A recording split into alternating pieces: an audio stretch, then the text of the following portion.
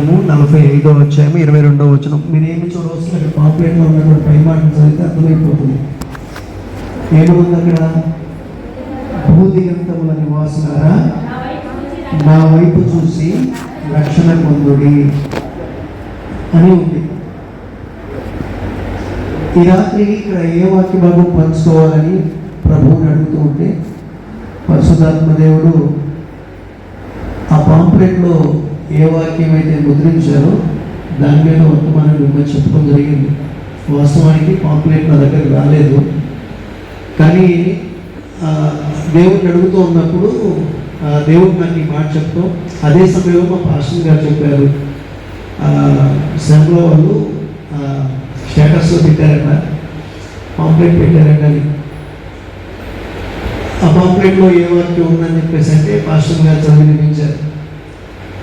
ఆ మాట ప్రకారంగా దేవుడు ఇచ్చిన నడిపింపు ప్రకారంగా ఈరోజు ఈ వాక్య భాగాన్ని సిద్ధపరచుకోవడానికి పరిశుద్ధాత్మను చూపిస్తూ వచ్చారు. ఆమె దైవ సేవకులు ఒక భారముతో ఈ ప్రాంతంలో అడుగుపెట్టారు.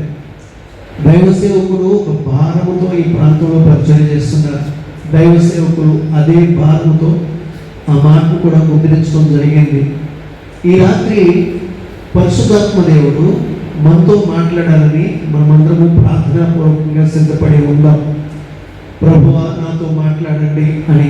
వాస్తవానికి మేమందరము రక్షించబడిన ప్రజలు కదా. ఇప్పటికే మేము రక్షించబడిన ప్రజలమైతే, నమ్మి బాప్తిస్మం పొందిన ప్రజలమైతే మరి ఈ వాక్యము మాకు ఎందుకు ఉపయోగపడుతుందండి అని ఒకవేళ మీరు అడిగినట్లయితే, ఈ రోజున రక్షించబడిన ప్రజలు సైతం కూడా రక్షించబడని లోకంలో ఉన్నటువంటి అన్ని జనులు ప్రశ్నిస్తున్న కొన్ని ప్రశ్నలకి సమాధానం చెప్పలేక వారి వెంటబడి వెళ్ళిపోతున్నటువంటి వైనం క్రైస్తవ లోకంలో కనిపిస్తూ ఉంది. ఈ రాత్రికాల ముందు ఈ మాటల యొక్క అర్థం మనం ఎరిగి ఉన్నట్లయితే లోకంలో మనం ఎదుర్కొంటున్నటువంటి అనేకమైన సమస్యలకి పరిష్కారము సులువుగా కనుగొనడానికి అవకాశం ఉంటుంది. లోకంలో ఎదుర్కొంటున్నటువంటి అనేకమైన ప్రశ్నలకు సమాధానం మనమే చెప్పడానికి అవకాశం కలుగుతుంది. ఆమె మనము కొంతమంది అడిగేటువంటి ప్రశ్నలకు సమాధానం చెప్పలేక, నాకు తెలియదండి, ఏదో వెళ్తున్నాను వస్తున్నాను, నాకు ఉన్నటువంటి రోగం కోసమో సమస్య కోసమో ప్రార్థన చేసుకుంటున్నాను వస్తున్నాను అంతే తప్పించి నాకు అంతకుమించి ఏం తెలియదని సమాధానం చెప్పడం కాదు. ఈ రాత్రి ఈ సందేశం విన్న తర్వాత నిన్ను ఎవరు ఎటువంటి ప్రశ్న వేసినప్పటికీ ఆ ప్రశ్నకు సమాధానము స్పష్టంగా చెప్పగలిగినటువంటి కృప మీ అందరికీ అనుగ్రహించును గాక. ఆమేన్. హల్లెలూయా, హల్లెలూయా. రెండవదిగా, నేను అసలు ఈ భక్తి ఎందుకు చేస్తున్నాను? యేసు ప్రభువుని నేను ఎందుకు నమ్మాను? యేసు ప్రభువుని నేను ఎందుకు వెంబడించాలి? యేసు ప్రభువుని నమ్మితే నాకు కలిగేటువంటి ఫలితం ఏమిటి అనేటువంటి సంగతి మనకి కూడా తెలిసి ఉండాలి. ఏదో రోగాల కోసం ప్రభు దగ్గరికి రావడమో, సమస్యల కోసం ప్రభు దగ్గరికి రావడమో కాదు. సమస్యలు అందరికీ వస్తాయి, లోకంలో ఉన్న ప్రతి మనిషికి వస్తాయి, దేవుడిని నమ్మిన వారికి వస్తాయి, దేవుడిని నమ్మిన వారికి వస్తాయి, జంతువులకి వస్తాయి, పక్షులకి వస్తాయి, పురుగులకి వస్తాయి, చెట్లకి వస్తాయి. జీవము కలిగిన ప్రతి దానికి కూడా సమస్య ఉంటుంది, జీవము లేని దానికి కూడా సమస్య ఉంటుంది. కానీ అవి చెప్పుకోలేము. ఈ కాగితానికి కూడా సమస్య ఉంటుంది. దీన్ని చింపితే దానికి నొప్పి, జీవము లేదు కనుక నొప్పి తెలియదు. జీవము ఉన్నటువంటి ఒక మొక్కని విరిచామనుకోండి, దాని నుంచి నీళ్ళు వస్తుంది, నొప్పి తెలుస్తుంది దానికి. ఆ నొప్పిని, ఆ నీటిని బయటికి తీసుకురావడం ద్వారా నొప్పిని తెలియపరుస్తుంది. దానికి మాట్లాడటానికి మనకలాగా నోరు లేదు కనుక మాట్లాడలేకపోతుంది. ఒక పశువుని కొడితే గేల అరుస్తుంది, దానికి బాధని తెలియపరుచుకుంటుంది, దాని నోటితో మాట్లాడలేకపోతుంది, కానీ తన నొప్పిని తెలియపరుస్తుంది. సృష్టిలో ఉన్న ప్రతి జీవికి కూడా బాధలు ఉన్నాయి, మనకి ఉన్నాయి. బాధలు లేనటువంటి వ్యక్తి ప్రపంచంలో ఎవరు లేరు, సమస్య లేని వ్యక్తి ప్రపంచంలో ఎవరు లేరు. అందరికీ సమస్యలు ఉన్నాయి. అయితే క్రైస్తవుడికి ఉన్నటువంటి ప్రత్యేకత ఏంటి అంటే, అందరికీ సమస్యలు ఉన్నాయి. ఆ సమస్యల నుంచి విడుదల పొందేటువంటి మార్గం లోకంలో ఉన్నటువంటి వ్యక్తికి తెలియవచ్చు, తెలియకపోవచ్చు. ఆ తెలిసినటువంటి మార్గం ద్వారా వెళ్తే విడుదల పొందుకోవచ్చు, పొందుకోకపోవచ్చు. కానీ క్రైస్తవుడైనటువంటి వాడు, క్రీస్తుని కలిగినటువంటి వాడు తన జీవితంలో ఎదుర్కొనేటువంటి బాధలకి సమాధానం నిశ్చయముగా పొందుకుంటాడు, వ్యాధులకు నిశ్చయముగా పొందుకుంటాడు, సమాధానం పొందుకుంటాడు, సమస్యలకు పరిష్కారం పొందుకుంటాడు. ఒకవేళ పరిష్కారం దొరకనట్లుగా అనిపిస్తున్నప్పటికీ కూడా ఆ సమస్యలలో నెమ్మది సమాధానం కలిగి ఉంటాడు. అటువంటి సమాధానం ఇప్పటికే మీకు ఇచ్చినందుకు పరిశుద్ధాత్మ దేవునికి మహిమ కలుగుగాక. మనందరినీ తన సమాధానంతో నింపాడు. లోకంలో ఉన్నటువంటి వాడికి సమస్య వస్తే ఆ సమస్యను తట్టుకోలేక ఏం చేయాలో అర్థం కాక సూసైడ్ చేసుకుని చచ్చిపోతాడు. కానీ మనకి సమస్య వస్తే నమ్మిన నుండి ప్రభువు నాతో ఉన్నాడు, నాకు బాధ లేదు. నా ప్రభు ఈ రోజు కాకపోతే రేపు, రేపు కాకపోతే ఎల్లుండి, ఎల్లుండి కాకపోతే ఒక సంవత్సరం, సంవత్సరం కాకపోతే 10 సంవత్సరాలకి, 10 సంవత్సరాలు కాకపోతే నేను చచ్చిపోయేటప్పుడు కాకపోతే నేను చచ్చిపోయిన తర్వాత ఆయన పరిష్కరిస్తాను. ఒకవేళ పరిష్కరించకపోయినా పర్వాలేదు, నేను సంతోషంగా నా ప్రభువుతో ఉంటానటువంటి ధైర్యము, నిరీక్షణ ఒక క్రైస్తవుడు మాత్రమే కలిగి ఉండగలడు. అటువంటి నిరీక్షణ కలిగించిన పరిశుద్ధాత్మ దేవునికి హృదయపూర్వకంగా చప్పట్లు కొడుతూ ప్రభువు స్తుతిద్దాం. ఈ నిరీక్షణని మనందరికీ పరిశుద్ధాత్మ దేవుడు ఇచ్చాడు. ఆమేన్. లోకంలో సమస్యలు వస్తాయి, కానీ ఈ సమస్యలు జయించే శక్తి క్రీస్తు రక్తంలో ఉంది.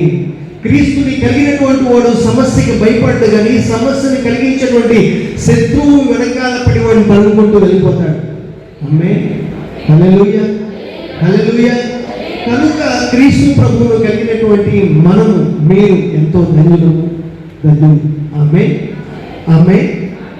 ఇక్కడ ఈ వాక్య భాగంలో అయ్యగారు ముద్రించినటువంటి పాంప్లెట్లో ఉన్నటువంటి పై భాగంలో ఉన్నటువంటి వాక్య భాగంలో భూదిగంతముల నివాసులారా నా వైపు చూచి రక్షణ పొందుడి. దాని తర్వాత కూడా ఇంకొక మాట ఉంది, నేనే దేవుడను మరి ఏ దేవుడును లేడు అనేటువంటి మాట కూడా ఉన్నది. ఆ మాట పాంప్లెట్లో ముద్రిస్తే కొన్ని సమస్యలు వస్తాయని ముద్రించలేదనుకోండి, కానీ లేఖనము ఉన్నది ఉన్నట్లుగా మనం మాట్లాడుకుంటే దేవుడు సార్వత్రికంగా ఒక పిలుపునిస్తున్నాడు. సహజంగా ఈ లోకంలో చాలా మంది చాలా రకాలుగా పిలుస్తూ ఉంటారు. వారి మతాన్ని ఆధారం చేసుకుని కొన్ని పిలుపులు ఉంటాయి, వారి వర్గాన్ని ఆధారం చేసుకుని కొన్ని పిలుపులు ఉంటాయి, వారి కులాన్ని ఆధారం చేసుకుని కొన్ని పిలుపులు ఉంటాయి, వారి తెగను ఆధారం చేసుకుని కొన్ని పిలుపులు ఉంటాయి, వారి ఇష్టాలను ఆధారం చేసుకుని కొన్ని పిలుపులు ఉంటాయి. అయితే ఇక్కడ ప్రభువు ఒక మతానికో, ఒక దేశానికో, ఒక ప్రాంతానికో, ఒక వర్గానికో పరిమితమై పిలుపునివ్వట్లేదు, కానీ సార్వత్రికంగా ఒక పిలుపునిస్తున్నాడు. ఆ పిలుపు ఏమిటంటే భూదిగంత నివాసులారా. ఆమేన్, హల్లెలూయా, హల్లెలూయా. ఇక్కడ ఒక ప్రశ్న మనం ఎక్కువగా ఎదుర్కొంటూ ఉంటాం. మనం ఎక్కువగా ఎదుర్కొనేటువంటి ప్రశ్న ఏంటంటే, అసలు యేసు ప్రభువు మాకు సంబంధించిన దేవుడు కాదండి, మా దేశానికి సంబంధించిన దేవుడు కాదండి, మా మతానికి, మా కులానికి, మా వర్గానికి, మా జాతికి సంబంధించిన దేవుడు కాదండి. యేసు ప్రభు ఏదో పరాయి దేశానికి సంబంధించిన దేవుడు. మరి ముఖ్యంగా అమెరికా వాళ్ళ దేవుడు అండి యేసు ప్రభు, ఇంగ్లీష్ వాళ్ళ దేవుడు అండి యేసు ప్రభు. అక్కడెక్కడో దేవుడిని తీసుకొచ్చి ఇక్కడ ప్రకటన చేస్తారేంటని ప్రశ్నించేటువంటి వాళ్ళు సమాజంలో మన నిత్య జీవితంలో చాలా మందిని మనం చూస్తూ ఉంటాం. మీకు ఎదురైన ప్రశ్నలు, యేసు ప్రభు మన దేవుడు కాదండి, మన ప్రాంతానికి సంబంధించిన వాడు కాదనే ప్రశ్న మీరు ఎప్పుడైనా విన్నారా? ఎందుకు యేసు ప్రభువుని మా మధ్యలో తీసుకొస్తున్నారు? యేసు ప్రభువుని మాకు ఎందుకు ప్రకటన చేస్తున్నారు? మాకు సంబంధించిన దేవుళ్ళు చాలా మంది ఉన్నారు, మాకు సంబంధించిన దేవుళ్ళు చాలా మంది ఉన్నారు, మాకు ఎప్పటి నుంచో తరతరాలుగా మేము వెంబడిస్తున్న ఇలవేపులు గృహదేవతలు చాలా మంది ఉన్నాయి, కనుక మా భక్తిని మేము చేసుకుంటున్నాం. ఈ భక్తి ఎక్కడి నుంచి తీసుకొచ్చారు, ఈయన ఎక్కడి నుంచి తీసుకొచ్చాడు, ఈయన మన దేవుడు కాదు అని వ్యతిరేకించేటువంటి ప్రజలు సహజంగా ఉంటారు. ఇటువంటి ప్రజలకి సమాధానం ఏమని చెప్పాలి, ఎలా చెప్పాలి? నిజంగా యేసు ప్రభు మన దేవుడు కాదా, మన దేశానికి సంబంధించిన దేవుడు కాదా, మన ప్రాంతానికి సంబంధించిన దేవుడు కాదా? నిజంగా వాళ్ళు అంటున్నట్లుగా అమెరికా వాళ్ళ దేవుడేనా, ఇంగ్లాండ్ వాళ్ళ దేవుడేనా అనేది మనం ఆలోచన చేస్తే యేసు ప్రభు ఒక ప్రాంతానికి పరిమితమైనటువంటి వాడు కాదు అనే సంగతి మనం గమనించాలి. ఆమేన్. మొట్టమొదటిగా యేసు ప్రభు ఒక ప్రాంతానికి, ఒక వర్గానికి, ఒక జాతికి పరిమితమైనటువంటి వాడు కాదు. ఆమేన్, ఆమేన్. ఆయన సర్వసృష్టికర్త అయి ఉన్నాడు, ఆయన సర్వసృష్టికర్త అయి ఉన్నాడు, సర్వలోకానికి రారాజై ఉన్నాడు. ఆయన సర్వసృష్టికర్త అయి ఉన్నాడు కనుక, సర్వసృష్టికర్త అయినటువంటి దేవుడు సర్వసృష్టికి కర్త ఆయనే కనుక ఆ సర్వసృష్టిలో ఉన్నటువంటి ప్రజలందరినీ పిలుస్తూ ఉన్నాడు ఆయన. ఆమేన్, ఆమేన్. ఇప్పుడు ఒక గొర్రెల కాపరి ఉన్నాడు అనుకోండి, కొన్ని మందలు కొంతమంది గొర్రెల కాపరులు కలిసి తన మందలు మేపుకుంటూ ఉంటే ఆ మందలన్నీ ఒక చోట మేస్తున్నప్పటికీ ఆ మేస్తూ అన్ని మందలు కలిసి ఇంటికి వస్తున్నప్పటికీ దారిలోకి వచ్చిన తర్వాత ఆ ఊరు వెలుపు వరకు అన్నీ కలిసి వచ్చి ఊరిలోకి వచ్చిన తర్వాత ఒక్కొక్క కాపరి తన మందని రెక్క వేసి పిలుస్తూ ఉంటాడు, విజిలేసి ఏలవేసి పిలుస్తాడు. ఆ కాపరి పిలిచినటువంటి పిలుపుకి ఆ మందల్లో ఉన్నటువంటి గొర్రెలన్నీ విడిపోతాయి, కొన్ని విడిపోయి ఒక చోటకు వచ్చేస్తాయి, కొన్ని గొర్రెలు విడిపోయి ఒక చోటకు వస్తాయి. ఇంకొక కాపరి మరొకసారి రెక్క వేసి పిలిచినప్పుడు ఆ మందలో ఉన్నటువంటి గొర్రెలు విడిపోయి ఆ కాపరి దగ్గరికి వెళ్ళిపోతాయి. అట్లా అన్ని గొర్రెలు కలిసి ఉన్నప్పటికీ గొర్రెల కాపరి ఏలో వేసి లేకపోతే రెక్క వేసి పిలిచినప్పుడు మందలో నుంచి చీలు బయటకు వచ్చినట్లుగా ఏ కాపరి పిలిచినటువంటి గొర్రెలు, ఏ కాపరికి సంబంధించిన గొర్రెలు ఆ కాపరి దగ్గరికి వచ్చినట్లుగా ఈ రోజున ప్రభువు మనం పిలుస్తున్నాడు. ఎవరిని పిలుస్తున్నాడు? భూదిగంత నివాసులారా అని పిలుస్తున్నాడు. ఆమేన్, హల్లెలూయా. అసలు ఇక్కడ మనకి ఈ వాక్య భాగంలో 3 రకాల మాటలు కనిపిస్తున్నాయి. 3 రకాల మాటలు కనిపిస్తున్నాయి. మొట్టమొదటి మాట ఏంటి? భూదిగంత నివాసులారా. రెండవ మాట నా వైపు చూచి. మూడవ మాట రక్షణ పొందండి. నేను ఈ 3 మాటలు చెప్పేసి వెళ్ళిపోతాను. ఎక్కువ సమయం తీసుకోను. ఈ 3 మాటలు చెప్పేసి వెళ్ళిపోతాను. ఏంటి ఆ 3 మాటలు? మొట్టమొదటి మాట ఏంటి? భూదిగంత నివాసులారా. అన్నయ్య మీరు కూడా మాట్లాడకపోతే ఎవరు వచ్చేస్తుంది? మాకు సంబంధించింది కాదండి, ఇది మాకెందుకని చెప్పి అనుకుంటున్నారు. అందరికీ సంబంధించింది. భూదిగంత నివాసులారా అని పిలుస్తున్నాడు మొట్టమొదటి. రెండోది ఏంటి? మీ వైపు చూడమంటారు. ఏం మాట్లాడుతున్నారండి? మీరు వాక్యం చెప్పండి, నా వైపు చూడమంటారండి. రెండో మాట ఏం చెప్తున్నాడు?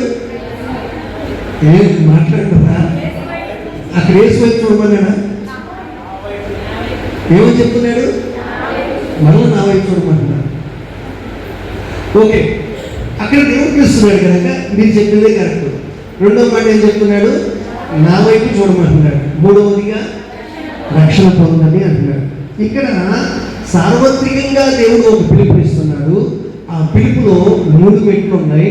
మొట్టమొదటి మెట్టు ఏంటంటే ప్రస్తుతము మనము ఎక్కడ ఉన్నాము అనేటువంటి సంగతిని తెలియపరిచేటువంటి పిలుపు. మనం ఎక్కడ ఉన్నాము అంటే మనం ఉన్నటువంటి పరిస్థితిని తెలియపరుస్తుంది. రెండవ మెట్టు ఏంటంటే మనము గమ్యానికి చేరుకోవలసి ఉన్నాము. ఆ గమ్యానికి చేరుకోవాలంటే ఒక మార్గాన్ని వెళ్ళాలి. ఆ మార్గం ఏంటో తెలియపరిచేది రెండవ మెట్టు. ఏంటి ఆ మార్గము అంటే దేవుడి వైపు చూడటం. మూడవ మెట్టు ఏమిటి అంటే మనము ఉన్నటువంటి స్థితిలో నుంచి దేవుడు చూపించిన మార్గంలోనికి వెళ్ళటం ద్వారా మనము పొందుకునేటువంటి ఫలితం ఏమిటి? మనం ఉన్నటువంటి స్థితిలో నుంచి ప్రభువు చూపించిన మార్గంలోనికి మనం వెళ్ళటం ద్వారా మనము పొందుకునేటువంటి ఫలితం ఏమిటి అనేది మనం చూస్తే ఆ ఫలితమే 3వ మెట్టు. అదేంటంటే రక్షణ పొందటం. ఈ 3 విషయాలు, ఈ 3 మెట్లు మేము లెక్కించేసి నేను ముగించేయాలనుకుంటున్నాను. ఓకే, నాతో పాటు మెట్లు ఎక్కడికి సిద్ధంగా ఉన్నారా? మందిరంలోకి మెట్లు ఎక్కువ వచ్చారా? మెట్లు లేకుండా వచ్చారా? మీ కాళ్ళకు పెట్టుకునే మెట్లు కాదు, మందిరానికి ఉన్నటువంటి మెట్లు. ఓకే, సో ఇప్పుడు మనం ఈ 3 మెట్లలోంచి మొదలు పెట్టి కనుక మనం చూసినట్లయితే ప్రభువు పిలుస్తున్నటువంటి మాట భూదిగంత నివాసులాగా నా వైపు చూడండి అని మాట్లాడుతున్నాడు. ఆమేన్. మొట్టమొదటిగా భూదిగంత నివాసులాగా అని పిలుస్తున్నాడు కదా.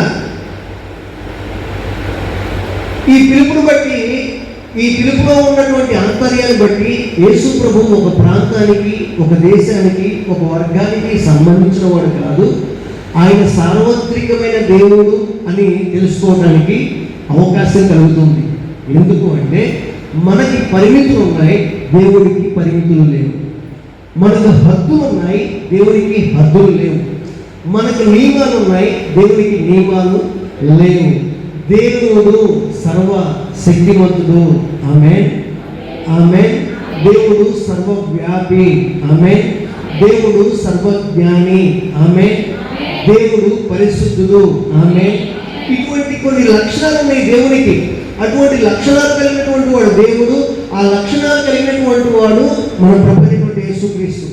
ఆయన పిలుస్తున్నటువంటి పిలుపులో భూదిగంత నివాసులారా అని ఎందుకు పిలుస్తున్నాడు? ఆ పిలుపు పిలవడానికి కారణం ఏమిటో చారిత్రకపరమైనటువంటి ఆధారాలు, భౌగోళికపరమైనటువంటి ఆధారాలు, ఖగోళ శాస్త్రపరమైనటువంటి ఆధారాలు, సైంటిఫిక్ ఆధారాలు, లాజికల్గా ఆధారాలు, సామాన్య సహజమైన ఆత్మ సంబంధమైనటువంటి మన భక్తి సంబంధమైనటువంటి ఆధారాలను మనం పరిశీలన చేసినట్లయితే, క్షుణ్ణంగా పరిశీలన చేసినట్లయితే, ఒక్కొక్క ఆధారాన్ని మనం వెలికి తీసి అర్థం చేసుకున్నట్లయితే అసలు ఆ పిలుపు యొక్క అర్థం ఏంటో మనకి స్పష్టంగా తెలుస్తుంది.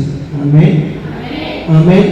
ఇక్కడ కొంతమంది చదువుకున్న వారు ఉన్నారు, కొంతమంది చదువుకునే వారు ఉన్నారు, కొంతమంది వ్యవసాయం చేసేవారు ఉన్నారు, కొంతమంది వ్యాపారస్తులు ఉన్నారు, కొంతమంది చేతి పనులు చేసుకునేటువంటి వారు ఉన్నారు. అందరికీ సమపాలలో దేవుని మాటను అందించడానికి ప్రయత్నం చేస్తారు. ఆమేన్. కనుక శ్రద్ధతో వాక్యాన్ని విందాం. ఆమేన్. హల్లెలూయా, హల్లెలూయా.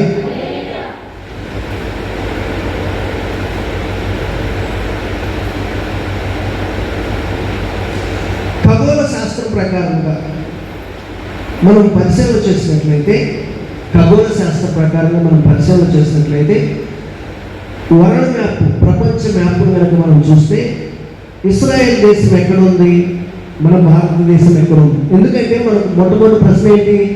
యేసు ప్రభు మన దేశానికి సంబంధించిన దేవుడు కాదు, ఆయన యూరోప్ కంట్రీకి సంబంధించిన వాడు, యూరోప్ ఖండానికి సంబంధించినటువంటి వాడు. ఆఫ్రికా దేశానికో లేకపోతే అమెరికా దేశానికో లేకపోతే ఇంగ్లాండ్ దేశానికో సంబంధించిన వాడు ఇంగ్లీష్ దేవుడు కానీ మన దేవుడు కాదనే ప్రశ్న. కనుక యేసు ప్రభు మన దేవుడే అని చెప్పడానికి రుజువు మనము ఖగోళ శాస్త్రం నుంచి చూస్తున్నాం. ఖగోళ శాస్త్రం నుంచి కనుక మనం భౌగోళిక శాస్త్రం నుంచి చూస్తున్నాం. భౌగోళిక శాస్త్రం నుంచి కనుక మనం చూస్తే ప్రపంచ మ్యాప్లో ఇస్రాయేల్ దేశం ఎక్కడ ఉంటుంది అంటే ఇది ప్రపంచ మ్యాప్ అనుకుంటే భూమధ్య రేఖ మధ్యలో నుంచి వెళ్తుంటే ఆ భూమధ్య రేఖకి పై భాగంలో సిలువ ఉన్నటువంటి ఆ భాగంలో ఇస్రాయేల్ దేశం ఉంటే మన ఇండియా ఇక్కడ ఈ భాగంలో ఉంటుంది. ఇండియా, ఇస్రాయేల్ రెండు కూడా ఆసియా ఖండంలోనే ఉంటాయి. ఆ ఇస్రాయేల్, ఈ ఇండియా, ఈ రెండు కూడా ఆసియా ఖండంలోనే ఉంటాయి. ఆసియా ఖండము అనేది మన ఇండియా ఆసియా ఖండంలో ఉంది. ఆసియా ఖండంలోనే ఇస్రాయేల్ దేశం కూడా ఉంది.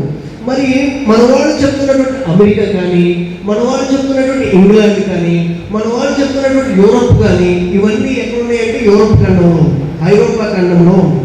ఐరోపా ఖండంలో ఉంది. ఖండాలు ఎన్ని ఖండాలు? 7 5.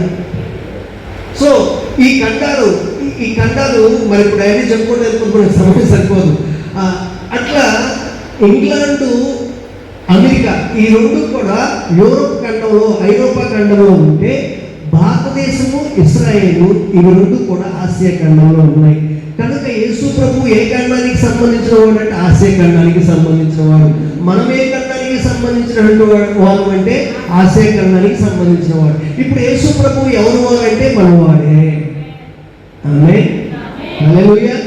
యేసు ప్రభు మనవాడు కాదండి అని చెప్పేటువంటి వారికి మనం చెప్పాల్సిన మాట ఏంటంటే యేసు ప్రభు పుట్టినటువంటి ప్రాంతమైన ఇస్రాయేల్ దేశము, మనము పుట్టిన ప్రాంతమైన భారతదేశము, ఈ రెండు దేశాలు కూడా ఆసియా ఖండంలోనే ఉన్నాయి. ఆసియా ఖండము మన ఖండము కనుక మనవాడే యేసు ప్రభు. ఆమేన్, హల్లెలూయా, హల్లెలూయా. ఎక్కడో ఖండం అయితే చెప్పేస్తే మనకు మనవడెట్లో అవుతాయండి, మన దేశము ఆ దేశం వేరు కదా అని చెప్పేసి అంటే నిజంగా వేరే.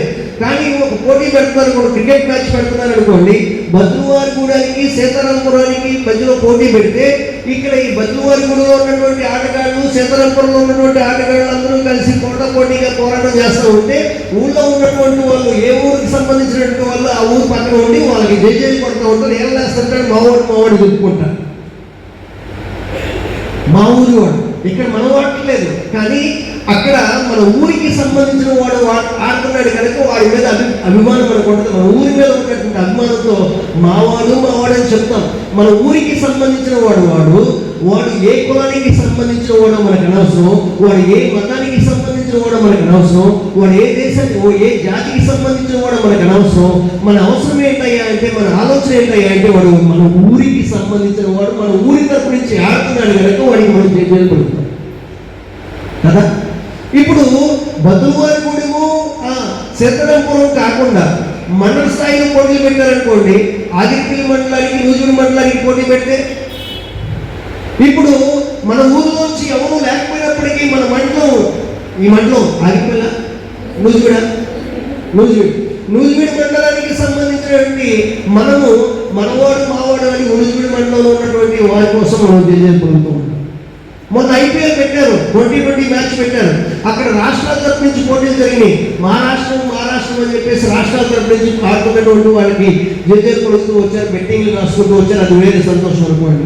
ఇప్పుడు ఇండియా తరఫున ప్రపంచవ్యాప్తంగా మ్యాచ్లు జరుగుతున్నప్పుడు ఇండియా తరఫున ఆడుతున్నటువంటి ఆ 11 మంది ప్లేయర్లు మన ప్రాంతానికి సంబంధించిన వాళ్ళు ఎవరు లేకపోయినప్పటికీ ఇండియాకి పాకిస్తాన్కి మ్యాచ్ జరిగితే ఎట్లా ఉంటుంది భాష గారు?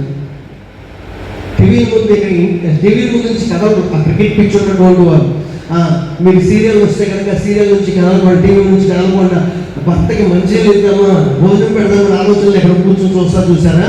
అట్లా క్రికెట్ పిచ్ ఉన్నటువంటి వాళ్ళు వాటి ముందు నుంచి కదలనమాట. ఇండియా పాకిస్తాన్ మ్యాచ్, అందులో మనకు సంబంధించిన వారు, మన ప్రాంతానికి సంబంధించిన వాడు ఎవరు లేడు. కానీ మన ఇండియా ఆడుతుంది, పాకిస్తాన్ ఆడుతుంది కనుక వాడి మీద విజయం పొందుకోవాలి భారతదేశం అని చెప్పేసి ఎంతోమంది వాళ్ళకి సంబంధించిన దేవతలు మొక్కుబడి చేసుకుంటూ ఉంటారనుకోండి.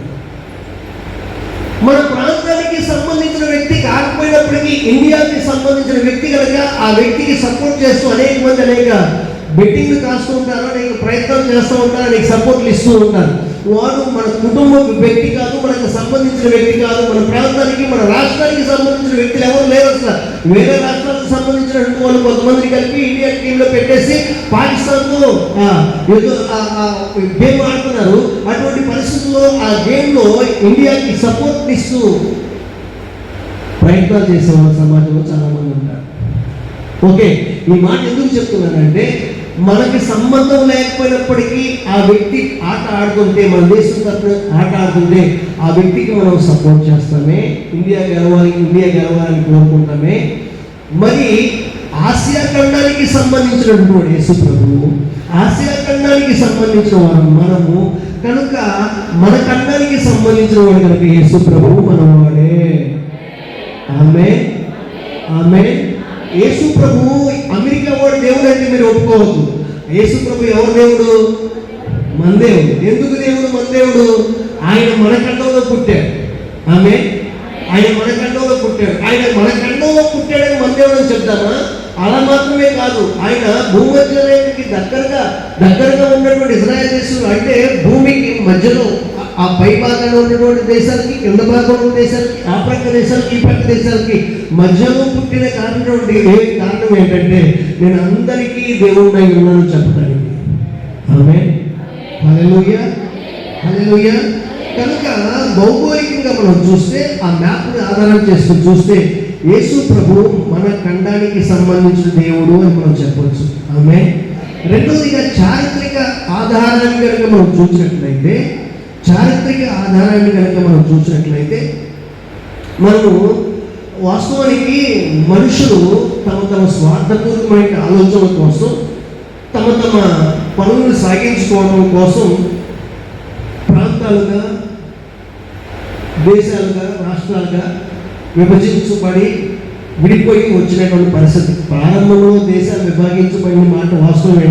ఆదికాండం 11వ అధ్యాయంలో నిమ్రోదు కాలంలో అది దేవుడు విభాగిస్తే, ఆ తర్వాత మనుషులు తన స్వార్థపూరితమైన ఆలోచనలు నెరవేర్చుకోవడం కోసం రాష్ట్రాలుగా విడిపోయిన సందర్భాలు మన కళ్ళ ముందు, మన ఆంధ్ర తెలంగాణ విడిపోయిన పరిస్థితి దేనికోసం? ఇట్లా మనం చూసినట్లయితే స్వార్థపూరితమైన ఆలోచనలు నెరవేర్చుకోవడం కోసం మనుషులు విడిపోతే దేవుడు మాత్రము సమస్త సృష్టిని ఒకే విధంగా చేశాడు, ఒక మాటతోనే చేశాడు. ఆమేన్.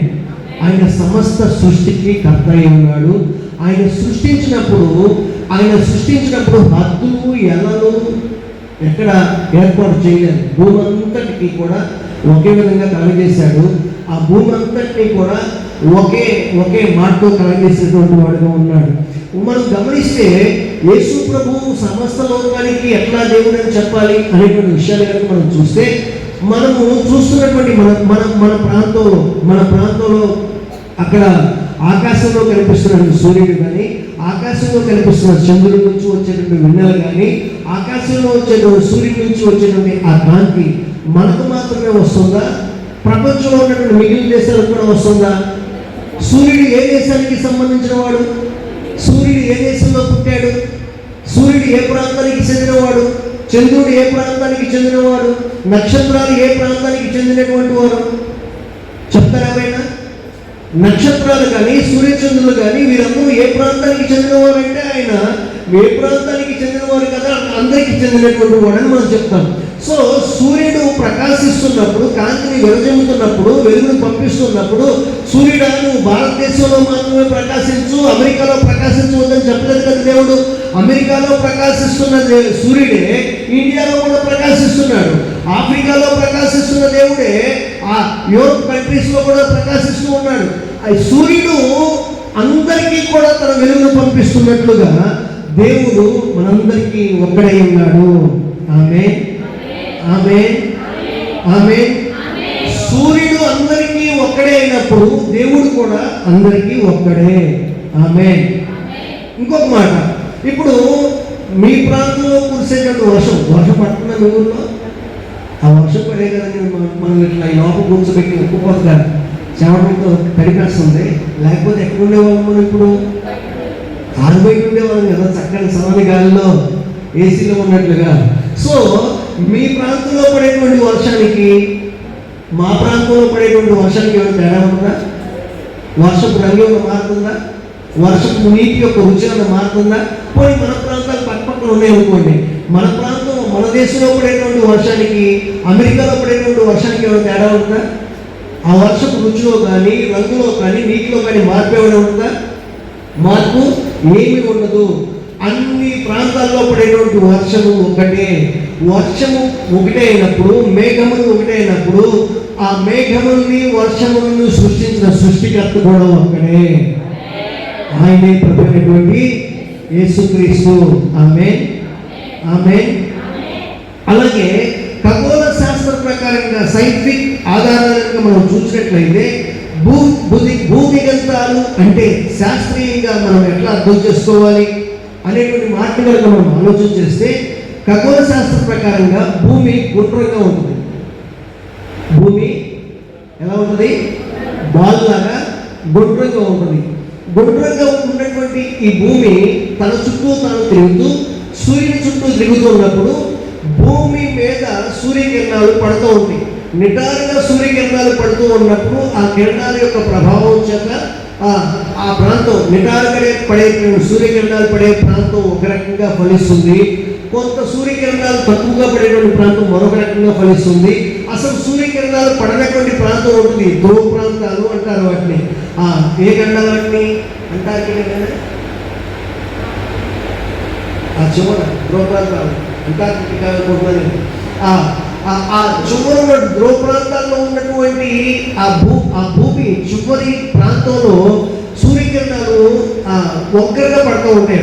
వంకరగా అంటే బాల్ మీద కిందగా పడితేనేమో మధ్యలో వచ్చి పడితే ఆ బాల్ మీద కిందగా పడితే ఒకేసారి సూటిగా పడుతుంది. అలా కాకుండా బాల్ పై భాగంలోనికి, బాల్కి మనం చూస్తే దానికి హద్దులు కానీ ఎల్లలు కానీ ఏమఉండవు కదా, దానికి సరిహద్దులు ఏమైనా ఉంటాయి బాల్కి. దీని అంచు ఎక్కడ ఉంది? బైబిల్కి అంచు ఎక్కడ ఉంది? మీ బైబిల్ చేతిలో పెట్టుకోండి. బైబిల్కి అంచు ఉందా? ఉందా లేదా? మీ బైబిల్కి అంచు ఉందా? మీ చేతిలో సెల్ ఫోన్ ఉంది కదా, ఫోన్కి అంచు ఉందా? ఫోన్కి అంచు ఉంది. అదే మీరు బాల్ చూస్తారు కదా, ఒక కోడిగుడ్డు చూస్తారు కదా, కోడిగుడ్డు ఆకారంలో లేదండి భూమి అనుకున్నాం. ఒక కోడిగుడ్డుకి అంచు ఎక్కడ చెప్పగలము? చెప్పలేము. అట్లాగే భూమికి అంచు లేదు. భూమి గోళాకారంలో ఉంది, ఓ బాల్ లాగా ఉంది. ఆ గోళాకారంలో ఉన్నటువంటి ఆ ఒంపు భాగంలోనికి సూర్యకిరణాలు వెళ్ళాలి అంటే చాలా స్లోగా, ఆలస్యంగా వెళ్తే ఆ భాగంలోకి 6 నెలల పాటు సూర్యకిరణాలు వెళ్ళవంట. ఆ ప్రాంతం అంతా కూడా గట్టిగా చీకటి చేత చల్లదనంతో నింపబడి, ఆ ప్రాంతంలో పూర్తిగా చలితో మంచుతో నింపబడి 6 నెలల పాటు సూర్యుడు ప్రకాశించక 6 నెలలు మాత్రమే కొద్దిపాటి వేసవి కాలంలో కొద్దిపాటి వెచ్చదనం మాత్రమే ఆ ప్రాంతంలో ఉంటుందట. 6 నెలల పాటు పూర్తిగా చల్లదనంతో నింపబడినటువంటి ప్రాంతాలు ఉంటాయి. కనుక మనకి ఆ దట్టమైనటువంటి చీకట్లో పెరిగేటువంటి మొక్కలు ఉంటే చూసారా, ఆ మొక్కలు అంత తేజస్సుగా ఉండవు, అంత కాంతివంతంగా ఉండవు, అంత ప్రకాశవంతంగా ఉండవు, అంత ఫలవంతంగా ఉండవు. భూదిగంతము అంటే అర్థం ఏంటంటే అదే మాట చెప్తున్నాడు, సూటిగా తెల్లగా పడేటువంటి కాంతి రేఖలు కలిగిన ప్రాంతం కాకుండా దేవుని వెలుగు, దేవుని మహిమ ప్రకాశించని అట్టడుగు ప్రాంతాలకి సంబంధించిన ప్రజలారా అని తెలియపరుస్తుంది. ఆమేన్. దేవుని వెలుగు అంటే ఈ దేవుడు మా దేవుడు కాదండి, ఈ దేవుడు మా మతానికి చెందిన దేవుడు కాదండి, ఈ దేవుడు మా వర్గానికి సంబంధించిన దేవుడు కాదండి అని తోసివేస్తూ ఉన్నప్పుడు ఈ దేవుని యొక్క ప్రకాశము, ఈ దేవుని యొక్క వెలుగు, ఈ దేవుని యొక్క మహిమ, ఈ దేవుని యొక్క జీవము మనలోనికి రాకుండా మన హృదయాలు, మన జీవితాలు చల్లబడిపడే స్థితిలో, ఎదుగు పొదుగు లేని స్థితిలో, అంధకారమైన పరిస్థితుల్లో కొట్టుమిట్టాడుతూ నలిగిపోతూ వేదన చెందుతున్న పరిస్థితుల్లో ఫలించలేక బ్రతకలేక ఎందుకు బ్రతుకుతున్నాం అర్థము కానటువంటి స్థితిగతుల్లో ఉన్నటువంటి ప్రజలను పిలుస్తూ ఉన్నాడు దేవుడు, భూమిగంత నివాసులారా అని. హల్లెలూయా, హల్లెలూయా. ఒక పక్కన పెట్టబడినటువంటి ప్రాంతం వలె ఉన్నప్పటికీ కూడా ప్రజలు ప్రక్కన పెట్టి ఉండొచ్చు, కానీ ప్రభువు మాత్రం నేను తన పక్కనే కూర్చోబెట్టుకోవడానికి ఇష్టపడుతున్నాడు. ఆమేన్, ఆమేన్. మీకు అర్థమైందా? ప్రజలు మిమ్మల్ని ప్రక్కన పెట్టేయచ్చు, ఈ పనికిరానటువంటి వాడు ఈ పనికిరాని ప్రక్కన తోసేయచ్చు, కానీ ప్రభువు మిమ్మల్ని ప్రక్కన తోసేయట్లా. రేపటి రోజు నా మహిమ సింహాసనం మీద తన సింహాసనం ప్రక్కన నిన్ను కూర్చొని పెట్టుకుని తనతో పాటు ఊరేగించడానికి ఇష్టపడుతున్నటువంటి వాడు ఉన్నాడు. హల్లెలూయా, హల్లెలూయా, హల్లెలూయా. ఇక మనం శారీరకంగా మనం ఆలోచన చేస్తే, జీవశాస్త్ర సంబంధమైనటువంటి కోణంలో కనుక మనం ఆలోచన చేస్తే, మనము ఏమిటి, మా ఊర్లో ఉన్నటువంటి మనుషులందరికీ ముక్కు తల భాగంలో ఉన్నటువంటి ముందు భాగంలోనే ముక్కు ఉంటుంది, కళ్ళు ఇక్కడే ఉంటాయి, చెవులు ఇట్లాగే తలకి ఆ వైపున ఈ వైపున ఉంటాయి, నోరు మధ్యలో ఉంటుంది. మీ ఊర్లో ఉన్నటువంటి వాళ్ళు కూడా అందరికీ అట్లాగే ఉంటుందా? ఏమండి, ఎవరికైనా కళ్ళు వెనకాల ఉన్నాయా, తల వెనకాల? ఏమండి, ముక్కు ఎవరికైనా మధ్యలో ఉందా, గుండె దగ్గర? ఏ ఊర్లో ఉన్నటువంటి వ్యక్తులకైనా శరీర అవయవాలు ఒకే రకంగా ఉంటాయి కదా. ఇండియాలో ఉన్న వ్యక్తికైనా, అమెరికాలో ఉన్న వ్యక్తికైనా, ఇంగ్లాండ్లో ఉన్న వ్యక్తికైనా, ఆస్ట్రేలియాలో ఉన్నటువంటి వ్యక్తికైనా, ఏ వ్యక్తికైనా శరీర అవయవాల నిర్మాణం ఎట్లా ఉంటుంది? ఎలా ఉంటుంది? కాళ్ళు భూమి మీదే ఉంటాయి, చేతులు పని చేయడానికి ఉంటాయి కదా. శరీర అవయవాలన్నీ ఒకే రీతిగా ఉంటాయి. దేశాలలో ఉన్న ప్రజలు వేరువేరు ప్రాంతాల్లో ఉండొచ్చు, కానీ వారి యొక్క అవయవ నిర్మాణం మాత్రం ఒకే విధంగా ఉంది. కారణం ఏంటి అంటే, ఇంగ్లాండ్లో పుట్టినటువంటి వ్యక్తిని కలగజేసినటువంటి వాడే అమెరికాలో పుట్టినటువంటి వ్యక్తిని కూడా కలగజేసింది ఆయనే. అలాగే మన ఇండియాలో, మన ప్రాంతంలో ఇక్కడ కూర్చున్నటువంటి హిందువులతో కలగజేసింది కూడా ఆయనే. ఆ కలగజేసినటువంటి వాడు మార్పు లేనటువంటి వాడు కనుక మనందరినీ ఏక నిర్మాణంతో కలగజేశాడు. ఆమేన్, హల్లెలూయా. నేను చెప్తుంది మీకు అర్థమవుతుందా? అర్థమవుతుందా? ఈ రాత్రి కొన్ని ప్రశ్నలకి సమాధానము, దాంతోపాటు చివరిగా ముగింపు ఒక బలమైనటువంటి మాట ఉంటుంది. ఆలోచించేద్దాం ప్రభు ఎట్లా మాట్లాడతాడు. కనుక అందరి శరీర నిర్మాణం కూడా ఒకే విధంగా కలగజేశాడు దేవుడు. ఆమేన్. అలాగే మనం చూసినట్లయితే ఇప్పుడు నా ఒంట్లో ఉన్న రక్తం ఎర్రగానే వస్తుంది, కోస్తే తెగితే. మీ ఒంట్లో ఉన్న రక్తం ఎర్రగా వస్తుందా, తెల్లగా ఉందా? ఎవరి రక్తం ఉన్న తెల్లగా ఉంది చూడండి ఒకసారి. ఎప్పుడైనా మీకు చేతులు తెగితేనో గాయమైతేనో మీ రక్తం ఎక్కడన్నా తెల్లగా వచ్చిందా, నల్లగా వచ్చిందా? ఎవరి రక్తం చూసినా కానీ ఎర్రగానే వస్తుంది కదా. అందరి రక్తము ఒకే రంగులో ఉంటుంది. అయితే అందరి రక్తాల్లో కూడా ఒక రక్తమే అయినప్పటికీ, ఒకే రంగులో ఉన్నప్పటికీ దానిలో ABC, AB, O positive, O negative, AB negative, AB plus, ఇట్లా గ్రూపులు అయితే ఉంటాయి. అయితే ఏ గ్రూపులో ఉన్నప్పటికీ కూడా అందరి రక్తం ఒకే విధంగా ఉన్నట్లుగా కలగజేశాడు. కారణం ఏంటంటే ఆయన ఒక్కడే కలగజేసినటువంటి వాడు, ఆయనే ప్రభువైనటువంటి యేసుక్రీస్తు. ఆమేన్. గమనించండి, నా గుండె నిమిషానికి 72 సార్లు కొట్టుకోండి. ఒక ఆరోగ్యవంతులైన గుండె నిమిషానికి 72 సార్లు కొట్టుకోవాలి. ఒకవేళ మీ గుండె 100 సార్లు కొట్టుకుంటుందంటే మీ ఆరోగ్యానికి ఎంత తేడా ఉండేది లేక. సహజంగా ప్రపంచంలో ఉన్న ప్రతి మనిషి యొక్క గుండె కూడా 72 సార్లే కొట్టుకుంటుంది. అది వాస్తవం.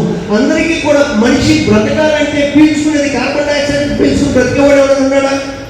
అందరికీ కావాల్సింది ఏంటంటే మనిషి బ్రతకడానికి ప్రాణవాయువు, అదే ఆక్సిజన్. ఆక్సిజన్ భారతదేశంలో ఉన్నవాడు ఆక్సిజన్ పీల్చుకోవాలి, అమెరికాలో ఉన్నవాడు ఆక్సిజన్ పీల్చుకోవాలి, ఆఫ్రికాలో ఉన్నవాడు ఆక్సిజన్ పీల్చుకుని బ్రతకాలి. ఎవరైనా అదే ప్రాణవాయువుని పీల్చుకుని బ్రతకాలి. కారణం ఏంటంటే అమెరికాలో ఉన్నవాడిని కలగజేసింది, ఇండియాలో ఉన్నవాడిని కలగజేసింది, ఇంగ్లాండ్ లో ఉన్నవాడిని కలగజేసింది ఒక్కడే, ఆయనే ప్రభువైన యేసుక్రీస్తు. చెప్పండి కూడా ప్రభువుని స్తుతిద్దాం. హల్లెలూయా, హల్లెలూయా. ఏమండి కన్నీటి రుచి చూసినటువంటి వాళ్ళు ఎవరైనా ఉన్నారా? మీ కన్నీటి రుచి ఎట్లా ఉంటుంది? ఏమిటి? ఉప్పుగా ఉంటుందా? అదేంటి మా కన్నీరు ఉప్పుగానే ఉంటుంది, మీ కన్నీరు ఉప్పు ఉంటుంది. అన్నలాగా, తాతలాగా, బాబాయ్లాగా మీ కన్నీరు ఎట్లా ఉంటుంది? ఎప్పుడు చూసారు మీ కన్నీరు ఎట్లా ఉంది? ఎట్లా ఉంటుందండి? ఉప్పుగానే ఉంటుందా? అమ్మాయి బ్రతికిచ్చారు, తీగ ఉంటుందన్నదే ఉప్పుగా. మనం వచ్చేసేవారు గ్లాస్ వేసుకుని, మిమ్మల్ని ఏడ్పించి మళ్ళీ గ్లాసులతో పట్టుకుని తాగేసేవారు. సో అందరి కన్నీరు ఉప్పగానే ఉంటుంది. విషయం ఏంటంటే ఇక్కడ మన ప్రాంతంలో ఉన్నటువంటి వారి కన్నీరు మాత్రమే కాదు, అమెరికాలో ఉన్నటువంటి వాడికి ఏడుపు వచ్చిన వాడి కన్నీరు కూడా ఉప్పగానే ఉంటుంది. ఆఫ్రికాలో ఉన్నటువంటి వాడికి ఏడుపు వస్తే వాడి కన్నీరు కూడా ఉప్పగానే ఉంటుంది. ఏ దేశంలో ఉన్నటువంటి వాడికి వచ్చేటువంటి కన్నీరైనా ఉప్పగానే ఉంటుంది. కారణం ఏంటంటే అందరినీ కలగజేసినటువంటి వాడు ఒక్కడే కనుక, ఆయనే ప్రభువైన యేసుక్రీస్తు కనుక. చెప్పండి కూడా ప్రభువుని స్తుతిద్దాం. హల్లెలూయా, హల్లెలూయా. మనం మరొక విషయం చూసినట్లయితే, నాకు ఒకవేళ గుండె ప్రాబ్లం వచ్చింది, నాకు గుండె హార్ట్ సర్జరీ చేయాలి, హార్ట్ సర్జరీ చేయడానికి లోపల ఉన్నటువంటి వాల్వ్స్ పాడైపోయి అబ్బాయి స్టంట్ వేయాలని చెప్పారు. ఇప్పుడు స్టంట్ వేయాలంటే, ఇప్పుడు స్టంట్ వేయాలని సంగతి ఒకప్పుడు గుండెకి వాల్వ్ పాడైపోతే హార్ట్ అటాక్ వస్తే అట్టించట్టు వెళ్ళిపోయేటువంటి వాళ్ళు. కానీ ఒక వ్యక్తి, అమెరికాలో ఉన్నటువంటి ఒక వ్యక్తి స్టంట్ని వేసి గుండె సర్జరీ చేసి చచ్చిపోయేటువంటి వ్యక్తి ప్రాణభిక్ష పెట్టాడట.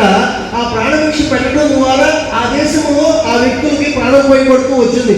ఇప్పుడు ఆ శాస్త్రాన్ని, ఆ టెక్నాలజీని అందిపుచ్చుకొని మన ప్రాంతానికి కూడా ఆ టెక్నాలజీని తీసుకొచ్చి ఇప్పుడు హార్ట్ సర్జరీ చేయాలి అన్నటువంటి వ్యక్తికి అమెరికాలో కనుగొనబడినటువంటి ఆ స్టంట్ వేసే పరిజ్ఞానం ఉపయోగించి ఇక్కడ మన భారతదేశంలో, మన ప్రాంతంలో స్టంట్ వేస్తూ ఉన్నాడు.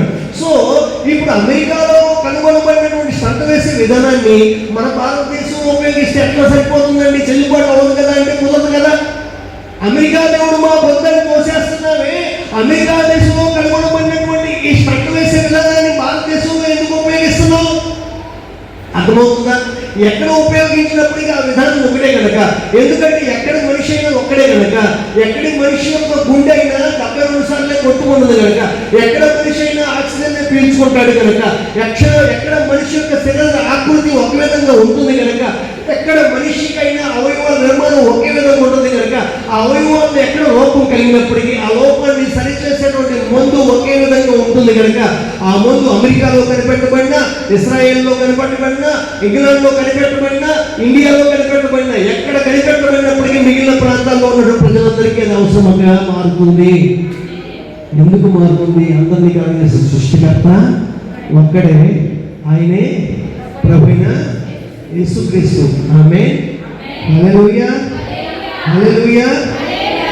ఇప్పుడు మనందరి సృష్టికర్త ఆయనే అయినప్పుడు, ఇప్పుడు అందరినీ కలగజేసినటువంటి సృష్టికర్త, శరీరం ఒకటే అయినప్పుడు, అందరినీ కలగజేసిన అందరి అవయవాలు ఒకటే అయినప్పుడు, అందరినీ కలగజేసినటువంటి సుప్రీం మ్యానుఫ్యాక్చరర్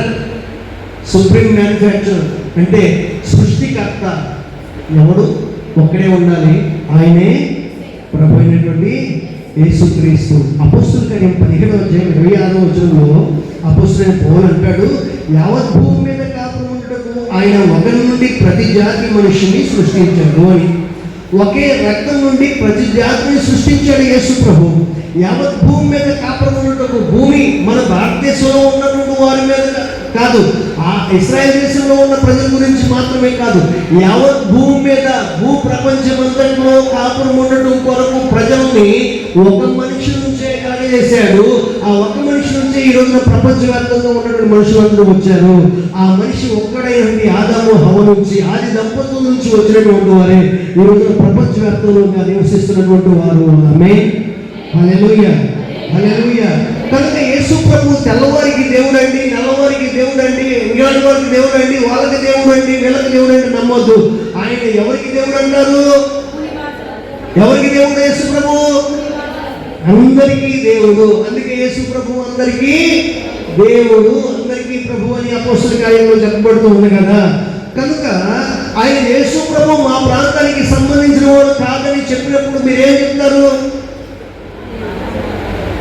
ఎవరు ఏదైనా ఉంటుందో గుర్తుందా? ఉందా? ఎవరు రాసుకోవట్లా కథ హరికథ ఉన్నట్టు విన్నారు. చిన్నప్పుడు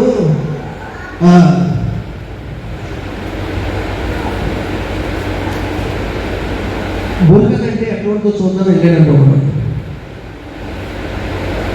బుర్రకథ అంటే ఎట్లా ఉంటుందో చూద్దాం వెళ్ళాడంట. బుర్రకథ గురించి మరీ చెప్పుకుంటున్నాడు. తానా అంటే తందానా అంటూ వంటలో పక్క నుండి తెలుసా? ఊళ్ళో బుర్రకథలు ఇప్పుడు వేసారా?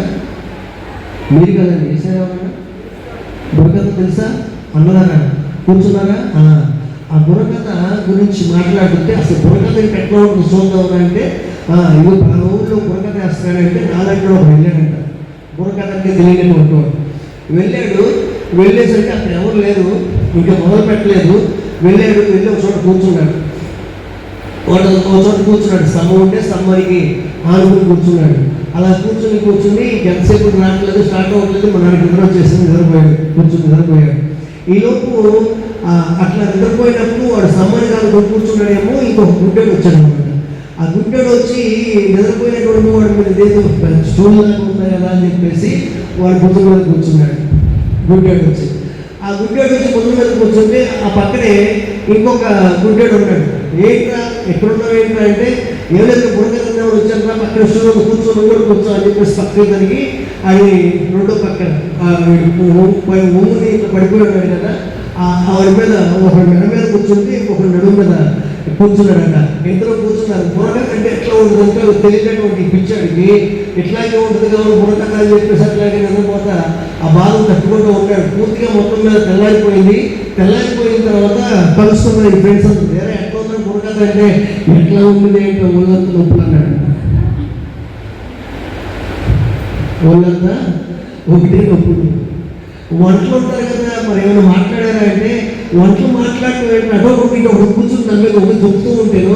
ఇంకెక్కడ మాట్లాడేది తట్టుకోలేకపోయి లేకుండా కానీ ఎవరు పట్టించుకోవట్లేదు. మాట కూడా రాలేదురా, తొక్కేశారా అని చెప్పాడంట. అట్లాగే ఉంటాయి. ఏం చెప్తున్నారో అర్థం కాకుండా అట్లాగే ఉంటే ఉపయోగం లేదు.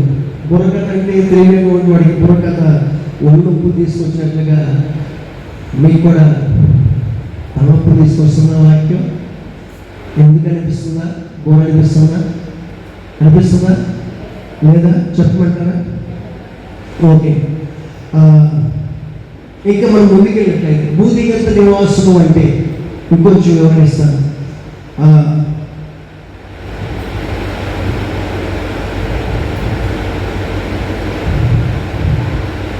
ఇక్కడ మనం వ్యవసాయం చేసేటువంటి రైతులు అందరూ ఉన్నాం కదా. ఇప్పుడు మీ చేలో మొక్కజొన్నకో, వరికో, మినుముకో విత్తనాలు వేస్తారు, మొక్కలు వస్తాయి, అవి ఫలిస్తూ ఉంటాయి, పండుతూ ఉంటాయి. ఈలోపు చేలో ఒక చోట ఏదో తెగులు వచ్చింది. చేను మధ్యలో తెగులు వస్తే చేను చివర గట్టు చివర కూడా గట్టు అంచులు కూడా కొన్ని మొక్కలకి తెగులు వస్తుంది. ఇప్పుడు గట్టు మొదట్లో ఉన్నటువంటి మొక్కలకి ఒక మందు, చేను మధ్యలో ఉన్నటువంటి మొక్కలకి ఒక మందు ఉపయోగిస్తారా? అన్ని మొక్కలకి ఒకే మందు ఉపయోగిస్తారా? తెగులు నివారణ కొరకు అన్ని మొక్కలకి ఒకే మందు ఉపయోగిస్తాం. అది గట్టు మధ్యలో ఉన్న, చేను చివర ఉన్న, చేను మధ్యలో ఉన్న అన్ని మొక్కలకి ఒకే రకమైన మందు ఉపయోగిస్తాం. ఎందుకంటే అది మన చేనుకి పట్టిన తెగుల నుంచి విడుదల పొందుకోవాలి. అట్లాగే భూదిగంతము అంటే ఈ సర్వ సృష్టికి సృష్టికర్త అయినే కనుక భూమి మధ్యలో ఉన్న ప్రజలకి ఒకే మందు భూమి పైభాగంలో ఉన్న ప్రజలకు ఒకే ముందు, భూమి క్రింద భాగంలో ఉన్న ప్రజలకి ఒకే ముందు, అందరికీ ఒకే ముందును ఉపయోగిస్తూ వచ్చాడు. ఆ ముందే యేసు ప్రభు యొక్క శిలువ రక్తము ముందు. ఆమేన్, హల్లెలూయా. మన మీ వస్తువులు తగ్గించు. ఆ ముందే యేసు ప్రభు యొక్క శిలువ రక్తపు ముందు అన్ని తెగ ప్రజలకి, అన్ని ప్రాంతాల ప్రజలకి ఒకే ముందును ఉపయోగిస్తూ వచ్చాడు. ఎందుకంటే అన్ని ప్రాంతాల ప్రజల్ని తానే ఖాళీ చేశాడు కనుక అన్ని ప్రాంతాల ప్రజలకి తాను అవసరమైంది. కనుకనే ఆ ప్రాంతాల ప్రజల్ని పిలుస్తూ భూదిగంత నివాసులారా నా యొద్దకు రండి అని పిలుస్తున్నాడు. ఆమేన్, ఆమేన్, హల్లెలూయా, హల్లెలూయా. ఈ భూప్రపంచంలో ప్రజలు ఎక్కడ ఉన్న ఏ ప్రాంతానికి చెందినటువంటి వారైనప్పటికీ అందరికీ ఒకే రకమైన తెగులు ఉంది. భూప్రపంచంలో ఉన్న ప్రతి మనిషికి పట్టినటువంటి తెగులు ఒకటే. ఆ తెగులే పాపపు తెగులు. ఈ పాపపు తెగుల నుంచి విడుదల కలిగించేటువంటి మందు, ఆ పాపపు తెగుల నుంచి విడుదల కలిగించేటువంటి వైద్యం ఏమిటంటే ప్రభువైనటువంటి యేసు రక్తము. ఆమేన్, హల్లెలూయా. ఆ యేసు రక్తము ఆయన దగ్గర ఉంది కనుక ఆయన చిందించాడు కనుక భూప్రపంచంలో ఉన్న ప్రజలందరూ మీకున్నటువంటి పాపపు తెగులు పోగొట్టుకోవడం కొరకు నేను ఇస్తున్నటువంటి ఆ రక్తము ద్వారా ఉపయోగించుకుని విడుదల పొందండి అని పిలిపిస్తూ ఉన్నాడు ఆయన. ఆమేన్. ఆయన కాచిన రక్తము ఏ ప్రాంతానికి చెందిన వ్యక్తినైనా స్వస్థత కలిగించగలదు. ఆయన కాచిన రక్తం ఏ ప్రాంతానికి చెందిన, ఏ జాతికి, ఏ వర్గానికి చెందినటువంటి వ్యక్తికైనా విడుదల ఇవ్వగలదు, రక్షించగలదు. ఆ రక్తము సమస్త మానవాళికి అవసరమై ఉన్నది. ఆమేన్, హల్లెలూయా, హల్లెలూయా. ఈ లోకంలో సృష్టించుకున్నటువంటి మనుషులు సృష్టించుకున్నటువంటి దేవతలు గ్రామానికి ఒకళ్ళు, లేకపోతే వీధికి ఒకళ్ళు, లేకపోతే ఇంటికి ఒకళ్ళు, ఎలవేపులు గాను, గృహదేవతలు గాను, ఇంటి పేరుగా ఒకళ్ళు, ఇట్లా రకరకాల దేవుళ్ళు ఉండవచ్చేమో. కానీ యేసు ప్రభు ఒక గ్రామానికి, ఒక ఇంటికి, ఒక వర్గానికి, ఒక జాతికి, ఒక ప్రాంతానికి దేవుడు కాదు. ఆయన సర్వ ప్రపంచానికి దేవుడై ఉన్నాడు. ఆమేన్. ఆయన మతము స్థాపించడానికి రాలేదు, ఆయన మార్గము ఏర్పాటు చేయడానికి వచ్చాడు. ఆ మార్గమే శిలువ మార్గము. ఆ మార్గంలో ప్రయాణం చేసినటువంటి వాడే నిత్యజీవానికి చేరుకునే అవకాశం కలుగుతుంది. ఆమేన్, హల్లెలూయా, హల్లెలూయా. ఈ రాత్రి ఈ గ్రామంలో ఉన్నటువంటి వారు చెప్పవలసిన మాట ఏంటంటే యేసు ప్రభు మత స్థాపకుడు కాదు, ఆయన మార్గాన్ని నిర్దేశించిన వాడు. నాకు నిత్య జీవాన్ని ఇవ్వడానికి వచ్చినటువంటి వాడు చెప్పగలగాలి. ఆమేన్, హల్లెలూయా. నువ్వు ఏ సరిహద్దుల్లో ఉన్నా, ఏ ప్రాంతంలో ఉన్నా, ఏ ప్రదేశంలో ఉన్నప్పటికీ కూడా నిన్ను పిలుస్తున్నాడు ప్రభు. నా కుమారుడా, నా కుమార్తె, నా వద్దకు రా, నేను నిన్ను రక్షిస్తాను అని చెప్పేసి ఆయన పిలుస్తున్నాడు. తీవ్రమైన అనారోగ్యంతో, మాననటువంటి వ్యాధులతో, బలహీన బంధకాలతో త్రోసివేయబడి, డాక్టర్ల చేత తృణీకరించబడి ప్రక్కన పెట్టబడినటువంటి వ్యక్తి భూదిగంతములతో సమానము, భూదిగంతముల నివాసులతో సమానము. ఎందుకంటే ఆ వ్యక్తిని డాక్టర్లు త్రోసివేశారు, ఆ వ్యక్తిని ఇంటి వారు త్రోసివేశారు, ఆ వ్యక్తిని పరిస్థితులు త్రోసివేశాయి. ఆ వ్యక్తి అట్టడుగు స్థితికి దిగజారిపోయినటువంటి వాడే. ఇంతే నా బ్రతికి ఎట్లాగే నేను చచ్చిపోవాలని నిరాశ నిస్పృహంతో పట్టబడుతున్నాడు. అటువంటి నిరాశ నిస్పృహంతో పట్టబడుతున్నటువంటి వారికి నిరీక్షణ కలిగించడం కొరకే భూదిగంత నివాసులారా అని పిలుస్తున్నాడు. ఈ రాత్రి కాలమందు అటువంటి పక్కన పెట్టబడి, ప్రక్కన తోసివేయబడి, పట్టించుకోకుండా వదిలిపెట్టబడినటువంటి వారు ఎవరైనా ఉన్నట్లయితే ప్రభు మిమ్మల్ని పిలుస్తున్నాడు భూదిగంత నివాసులారా అని. ఆమేన్, హల్లెలూయా, హల్లెలూయా.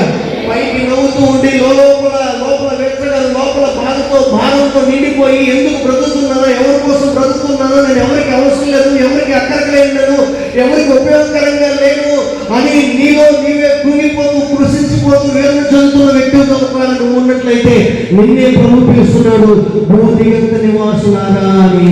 ఆమేన్, హల్లెలూయా, హల్లెలూయా. దేవుడు నిన్ను పిలుస్తూ ఉన్నాడు. నువ్వు అంచు మట్టుకు త్రోసివేయబడవచ్చు, కానీ అక్కడ ఉన్న నిన్ను సైతము చూసి పిలుస్తున్నాడు భూదిగంత నివాసులారా అని. ఆమేన్, హల్లెలూయా. ఆ అంచులలో ఉన్నటువంటి నీ దగ్గరికి ఆ స్వరము వినిపిస్తూ ఉంది భూదిగంత నివాసులారా అని. దేవుడు నిన్ను పిలుస్తున్నాడు. ఆమేన్, ఆమేన్. ఈ రాత్రి కాలంలో మీరు ఏ పరిస్థితుల్లో ఇక్కడికి వచ్చినప్పటికీ మీ పరిస్థితిని చూస్తున్నటువంటి దేవుడు నిన్ను పిలుస్తున్నాడు. నీ జీవితంలో పిలిచినటువంటి చూసేటువంటి వాడు తప్పకుండా ఫలితం ఇస్తాడు. ఆమె మీ పక్క వారికి చేయొచ్చు. ఒకసారి చెప్పండి, దేవుడు నిన్ను చూశాడు, నిన్ను పిలుస్తున్నాడు, భయపడద్దు. ఈ మూడు మాటలు, దేవుడు నిన్ను చూశాడు, నిన్ను పిలుస్తున్నాడు, భయపడద్దు. మీ పక్క వారికి చెవులున్నాయా? చేయించి చెప్పండి. ఉంగరాలు పెట్టుకొస్తే ఉంగరాలు లాక్కోమాకండి, ఆ చేయవండి. మీ చేతిలో ఉన్న బంగారం తీసుకోలేదని చెప్పండి. దేవుడు నిన్ను చూస్తున్నాడు, పిలిచాడు, తప్పక వినిపిస్తాడు. ఆమె ఆమె. రెండవ మాట, ఇప్పుడు వరకు ఎక్కువ ఉండే మాట. అమ్మో ఒక్క మాటే గంటన్నర చెప్పుకొచ్చారు, రెండవ మాట ఇంకో గంటన్నర, మూడో మాట ఇంకో గంటన్నర చెప్తారంటే కాదు. మనకు అర్థం అవడం కోసం ఇప్పుడు ఎవరినో చెప్పాల్సి వస్తుంది. 2-3 మాటలు తేల్చేస్తారండి. ఓకేనా? అందుకే మాట్లాడు ఇప్పుడు తేలికపడింది అది అనుకుంటున్నారా? అబ్బాయి వదిలిపెట్టి మళ్ళీ నాకు అయ్యారు సమయం ఇస్తారు ఎవరు, అందుకని వేసుకెళ్ళిపోతారు. రైట్? ఎంతమంది రెడీగా ఉన్నారు? హల్లెలూయా, హల్లెలూయా, హల్లెలూయా. రెండవదిగా నా వైపు చూచి, ద లా ఆఫ్ ఫోకస్. ఇటువంటి భూదిగంతపు పరిస్థితుల్లో ఉన్నటువంటి వారు చూడవలసినటువంటి దిక్కు ఉంటుంది. చూడవలసినటువంటి దిక్కు ఉంటుంది. కష్టకాలంలో, సమస్య కాలంలో, శ్రమ కాలంలో, బాధ కాలంలో, ఇబ్బంది కాలంలో ఉన్నప్పుడు మనిషి సహజంగా 3 రకాల చూపులు చూస్తాడు. కష్టకాలంలో, సమస్య కాలంలో, ఇబ్బంది కాలంలో ఉన్నప్పుడు సహజంగా ప్రతి మనిషి అని చెప్పాలి, లేదా కొంతమంది మనుషులు చెప్పాలి, 3 రకాల చూపుల్ని చూస్తారు. మొట్టమొదటి చూపు ఏంటంటే లుకింగ్ ఇన్వార్డ్, అంటే తనలో తాను చూసుకోవడం, తను తాను చూసుకోవడం. ఏమిటి? చాలా మంది జీవితాల్లోనికి కష్టం రాగానే వాళ్ళు తనలో తాను చూసుకుంటూ తమ బలహీనతలు చూసుకుంటారు, తమ అప్పులు చిట్టా చూసుకుంటారు, తమను ప్రక్కన పెట్టబడినటువంటి స్థితిని చూసుకుంటారు, తమ రోగం వైపు చూసుకుంటారు, తమ సమస్య వైపు చూసుకుంటారు. చూసుకుని నేను ఇంతే, ఇక నేను ఎదగలేను, నేను బాగుపడను, నా పరిస్థితి ఇంతే, నా బ్రతికి ఇంతే, నా తలరాజు ఇంతే, నా కర్మ అని చెప్పి నెత్తి రోజు బాదుకుంటూ ఉంటారు కొంతమంది. మీరు ఎవరు లేదండి అట్లాంటి వారు, దేవుడికి మహిమ కలుగుగా కదా. మీరు ఎవరు లేరు అట్లాంటి వాళ్ళు. తనలో తాను చూసుకుని బాధపడేవాడు, తన స్థితిని, తన హీన స్థితిని, తన పక్కన పెట్టబడిన స్థితిని చూసి నా కర్మ ఇంతే, నా బ్రతికి ఇంతే అని చెప్పేసి నెత్తిలో బాదుకుంటూ ఏడ్చుతూ ఉండేటువంటి ప్రజలు చాలా మంది ప్రపంచంలో ఉంటారు. అయితే విషయం చెప్పుకుంటారా? వైద్యశాస్త్రం ఏం చెప్తుందంటే, ఇట్లా ఒక వ్యక్తి తనలో ఉన్న లోపాలని, తన బలహీనతల్ని తాను చూసుకుంటూ తాను క్రొంగుదలతో తీసుకువెళ్ళిపోతూ ఉంటే ఆ వ్యక్తిలో రోగ నిరోధక శక్తి తగ్గిపోతుందంట. మెదడులో ఉన్నటువంటి హార్మోన్లలో ఒత్తిడి పెరుగుతుందంట. ఫలితంగా రోగ నిరోధక శక్తి తగ్గిపోయి ఆ వ్యక్తికి రోగం తగ్గకపోగా, ఆ సమస్యలు తగ్గకపోగా మరింతగా బలం పొందుతాయంట. గమనించండి, రోగం మీద విజయం పొందాలన్నా, సమస్య మీద విజయం పొందాలన్నా, మనం ఎదుర్కొన్నటువంటి పరిస్థితుల మీద విజయం పొందాలన్నా వాటి గురించి తెలుసుకుంటూ మనల్ని మనం నిందించుకుంటూ కూర్చోవడం కాదు, వాటన్నిటినీ జయించినటువంటి శక్తివంతులైన క్రీస్తుని చూస్తూ మనం విజయం పొందుకోవాల్సిన వారమై ఉన్నాము. ఆమేన్. మనలో మనం చూసుకుంటే మనకి నిరాశ మిగులుతుంది. మనకి నిరాశ మిగులుతుంది. రెండవ చూపు ఏంటంటే చుట్టుపక్కల వారి వైపు చూస్తూ ఉంటారు, ఎదురుగా ఉన్నటువంటి వారి వైపు చూస్తారు. దాన్ని హారిజాంటల్ వ్యూ అంటారు. ఎదురుగా ఉన్నటువంటి వారిని చూస్తారు. ఎలా చూస్తారు? వారు ఎప్పుడు నీతి మారినటువంటి వాడు కాదు, దేవుడికి ఇష్టమైనటువంటి వాడు ఎప్పుడు బ్రతకపోయినప్పటికీ వాడు వర్తిల్తూ ఉన్నాడు, వాడు అన్ని రకాలుగా బాగానే ఉంటున్నాడు. నేను ఎప్పుడు నీతి కాను, నిష్ఠగాను, భక్తి చేస్తాను, నేను ఎట్లాగే కొట్టబడుతున్నాను, ఎట్లాగే దోచుకోబడుతున్నాను, ఎట్లాగే ఇబ్బంది ఎదుర్కొంటున్నాను, సమస్య వెంబడి సమస్య నాకు వస్తుంది, వాడికి మాత్రం అన్ని రకాలుగా బాగానే ఉంటున్నాడు, నేనే అన్ని సమస్యలు ఎదుర్కోవాల్సి వస్తుందని వాడిని వీళ్ళు చూసి బలహీనమైపోతూ ఉంటాడు. అది హారిజాంటల్ వ్యూ. తాను చూసుకుంటూ బలహీనమైపోయేటువంటి వారు కొంతమంది అయితే, ఎదుటి వారిని చూసి బలహీనమైపోయేటువంటి వారు మరికొంతమంది ఉంటారు.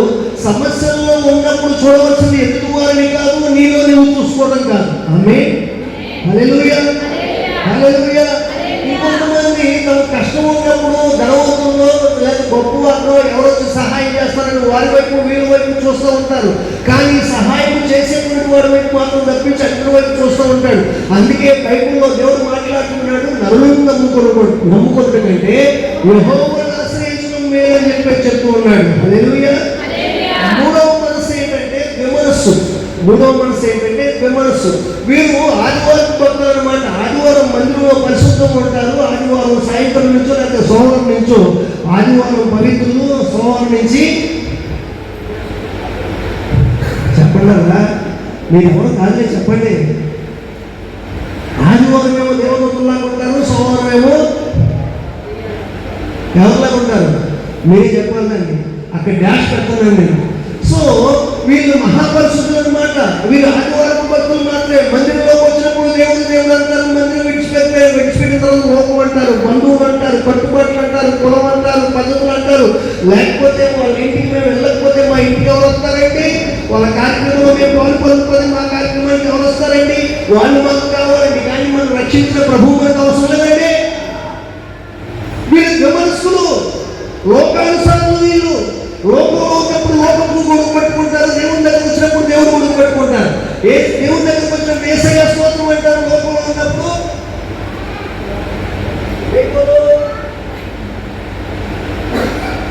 అదే అక్కడికి వెళ్ళాలని చుట్టూ తిరుగుతూ ఉంటారు.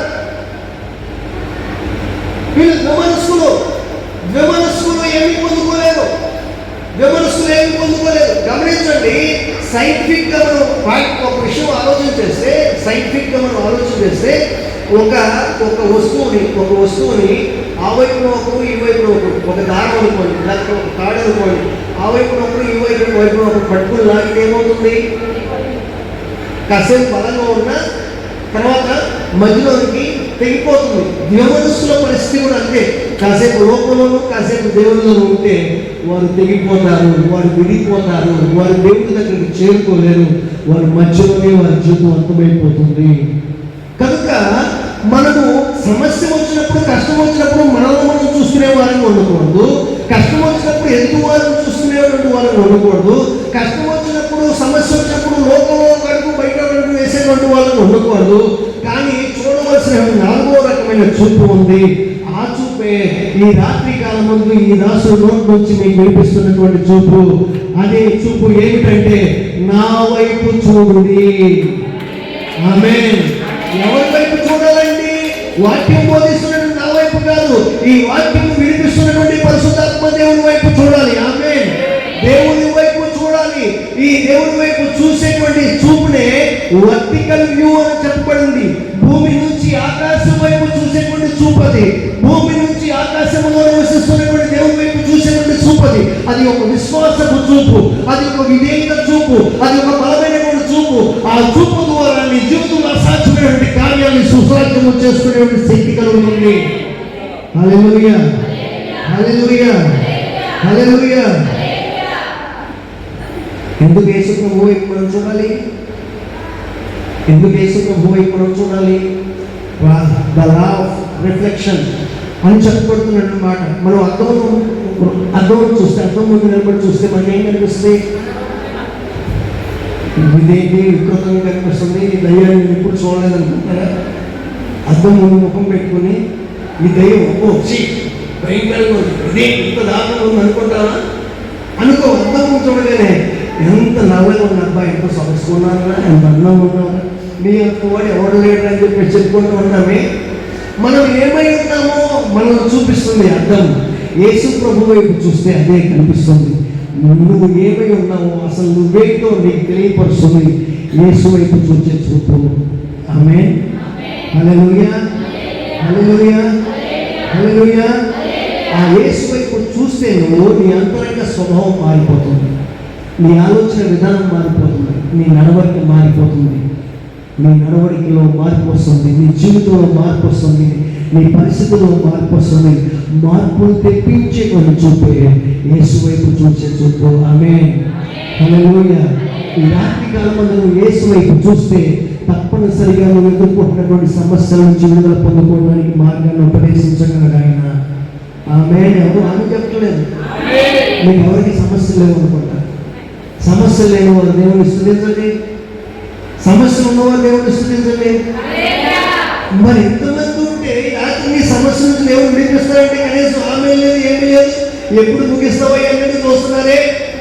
ముగించేస్తారు. రైట్, ముగించబడరా? మీరు చెప్పమంటున్నారు, కొంతమంది ముగించమంటున్నారు. ఖగోళ శాస్త్రం ప్రకారంగా ఆకాశంలో నక్షత్రాలు చాలా ఉంటాయి కదా. ఈ నక్షత్రాలు కొన్నిసార్లు తమ దిశను మార్చుకుంటున్నట్లుగా కనిపిస్తూ ఉంటాయి. కానీ ఒక నక్షత్రం ఉంటుంది, ఆ నక్షత్రం మాత్రం ఎప్పటికీ ఒకే చోట ఉంటుంది. అది కదలదు, మెదలదు. దానినే ధ్రువ నక్షత్రం అని పిలుస్తారు.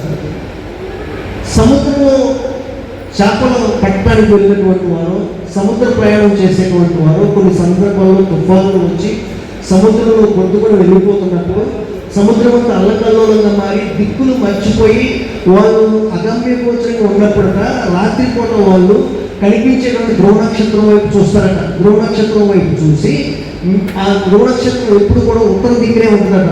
ఆ ఉత్తర దిక్కున ధ్రువ నక్షత్రం వైపు చూసి తాము ఎటువైపు వెళ్ళాలో దిక్కులు గమనించి ఆ మార్గాన్ని వెళ్ళి గమ్యానికి చేరుకుంటారంట. ఆ ధ్రువ నక్షత్రం మార్పు చెందకుండా ఉన్నట్లుగానే పరిస్థితులు మారినా, కాలాలు మారినా, వ్యక్తిత్వాలు మారినా, వ్యక్తులు మారినా, దేశాలు మారినా, ఎవరు మారినప్పటికీ ఎవరు ఎక్కడ మారినటువంటి వాడే ధ్రువ నక్షత్రం లాంటి వాడు ప్రభావితం. ఆమె ఆయన వైపు చూస్తే దారి తప్పిపోయిన నీ జీవితం దారిలోకి వస్తుంది. ఆయన వైపు చూస్తే పట్టుకు వెళ్ళిపోయిన నీ జీవితం మళ్ళా దారిలోకి పట్టాల మీదకి వస్తుంది. ఆయన వైపు చూస్తే ఇక జరగదు అనుకున్నటువంటి కార్యం జరిగి తీరుతుంది. ఆమె హల్లెలూయా, హల్లెలూయా. ఆయన వైపు చూస్తే నీ జీవితంలో అసాధ్యాలు సుసాధ్యాలుగా చేయబడతాయి. ఆమె ఆమె కథ చెప్పుకుంటూ వెళ్ళిపోతున్నాడు. పైకి మారినటువంటి వాడు వీడు అసలు అని చెప్పేసి ఎప్పుడు ముగిస్తాడని చెప్పి చూస్తున్నాను ఏంటి. అయితే నేను మీ దగ్గరకు వచ్చేస్తున్నాను. విషయం ఏంటంటే, మీ జీవితాల్లో అద్భుతాలు జరిగించేటువంటి ప్రభు వైపు మీరు చూస్తే ఏం కలుగుతుందో తెలుసా? ఎంతమంది షుగర్ ఉంది ఇక్కడ? షుగర్ వాళ్ళు చేయబెట్టుకుంటూ షుగర్ వ్యాధి ఉన్న వాళ్ళు ఎవరు? Sugar okay. 2014లో షుగర్ వచ్చింది. ఒక్కసారి జీవితంలో షుగర్ అటాక్ అయితే బ్రతికినంత కాలం షుగర్తోనే బ్రతకాలి అనేటువంటి నానుడి సహజంగా ఉంటుంది.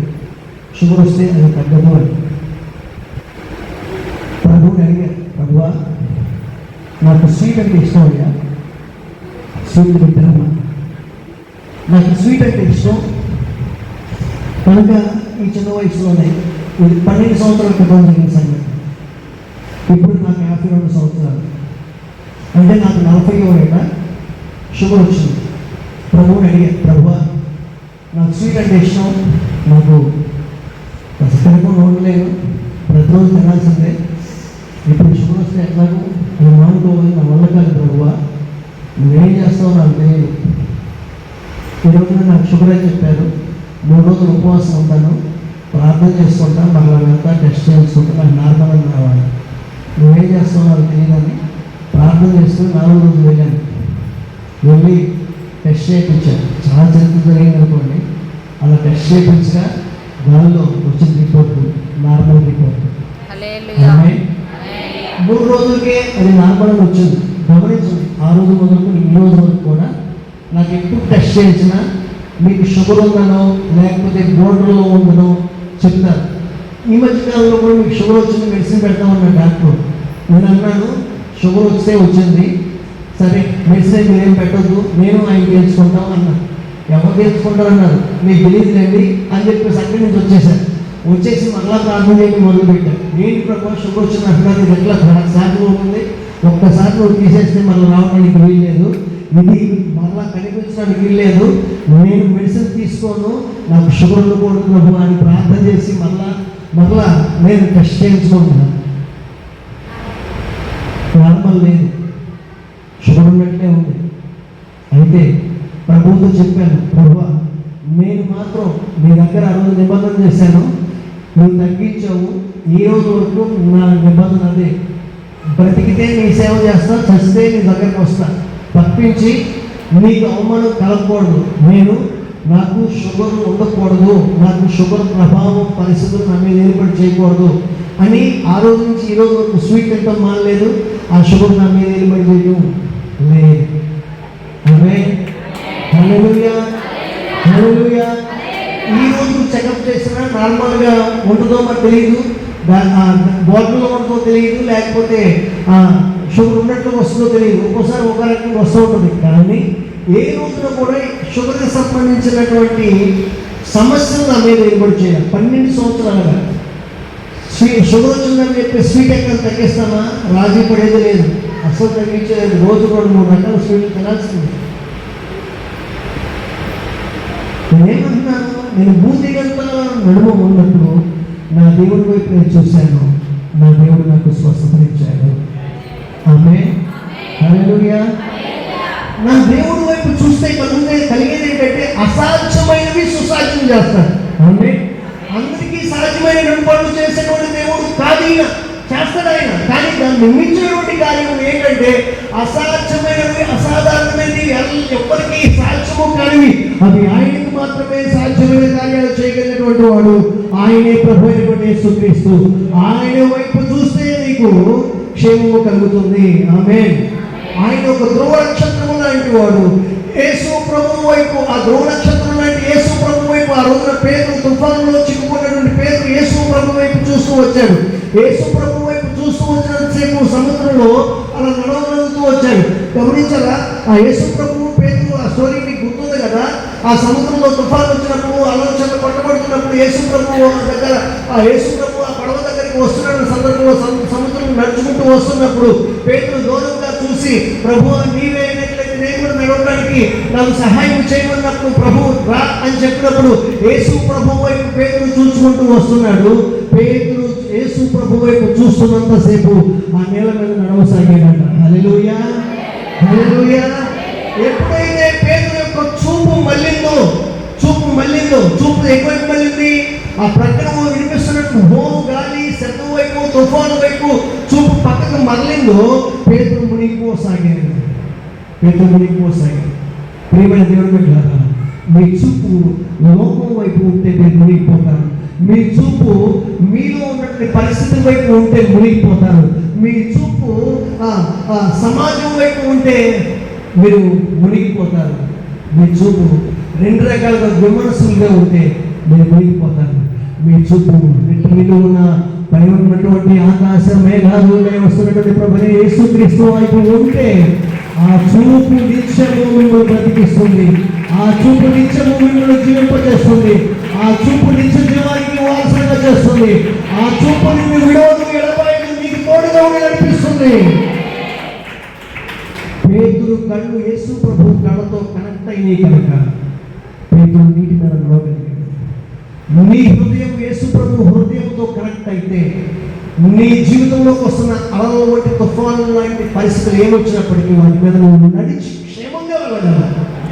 ఆమేన్, హల్లెలూయా. అలా ముందున్నటువంటి ఆ క్రమంలో ఒకవేళ పొరపాటున అలల వైపు చూసి, గాలి వైపు చూసి మునిగిపోతున్నావు అనుకో, అటువంటి పరిస్థితుల్లో పేతురు ఏమని చెప్పాడు? ప్రభువా రక్షించమని కేక వేశాడు. హల్లెలూయా. ప్రభువా రక్షించమని కేక వేశాడు. అరే విశ్వాసహీనుడా, ఎంతటి కాలం మీతో ఉంటాను, ఏం చేస్తున్నావు నువ్వు అని ప్రభు ఆ పేతుని గర్తించలేదు. కానీ పరుగుపక్కన వెళ్ళి చెయ్యనించి పైపెట్టుకోలేదాడు. ఆమేన్.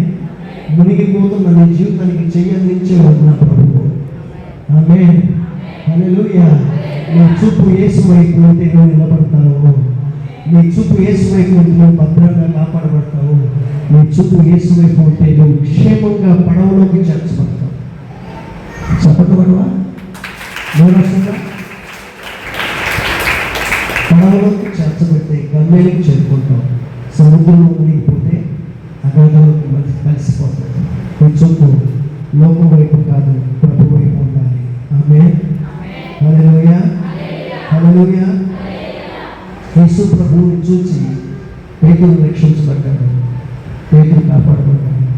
నువ్వు ప్రభు వైపు చూస్తే నువ్వు కాపాడబడతావు. ఆమేన్. మూడవ మాట రక్షణ పొందుడి. రక్షణ పొందుడి.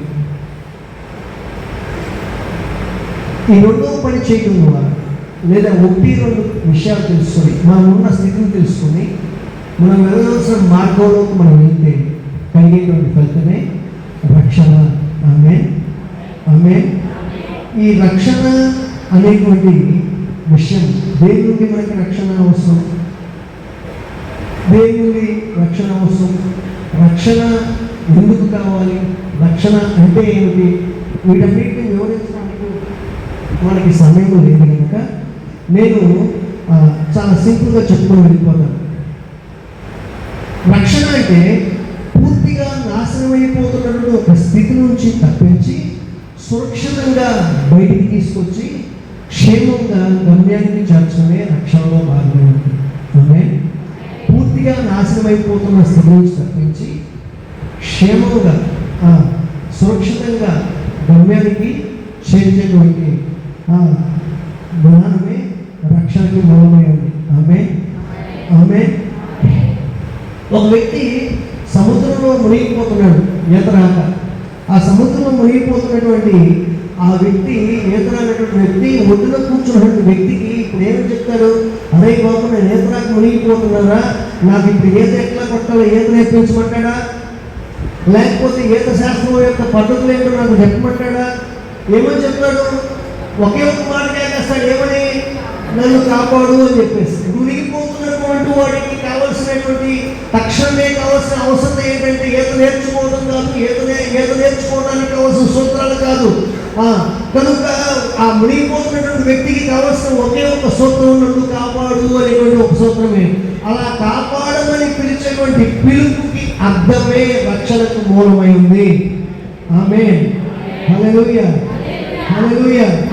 ప్రతి మనిషికి కూడా కావాల్సింది మతపరమైన ఆచరణలు కాదు, నీతి సూత్రాలు కాదు, ఒకే ఒకటి, అదే రక్షణ. రక్షణ దేని నుండి రక్షణ కావాలి? దేని నుండి? మన అనారోగ్యం నుంచి రక్షణ మనకు కావాలి, మన సమస్య నుంచి రక్షణ కావాలి. ఇది సహజంగా ప్రతి ఒక్కరికి కలిగే, కానీ ప్రపంచంలో ఉన్న ప్రతి మనిషికి కావాల్సిన రక్షణ ఉంటుంది. అదే పాపము నుండి రక్షణ. ఆమేన్. పాపము నుండి రక్షణ ప్రతి మనిషికి అవసరమే ఉంది.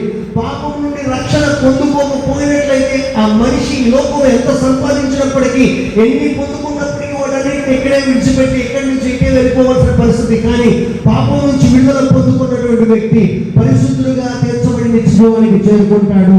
అలా నిత్యజీవానికి చేర్చేటువంటి ఒకే ఒక్కడు ప్రభువైనటువంటి యేసుక్రీస్తు. హల్లెలూయా, హల్లెలూయా, హల్లెలూయా. మనకి అందరికీ ఉన్నటువంటి ఒకే ఒక రోగము పాపపు రోగం అని చెప్పుకున్నాం కదా.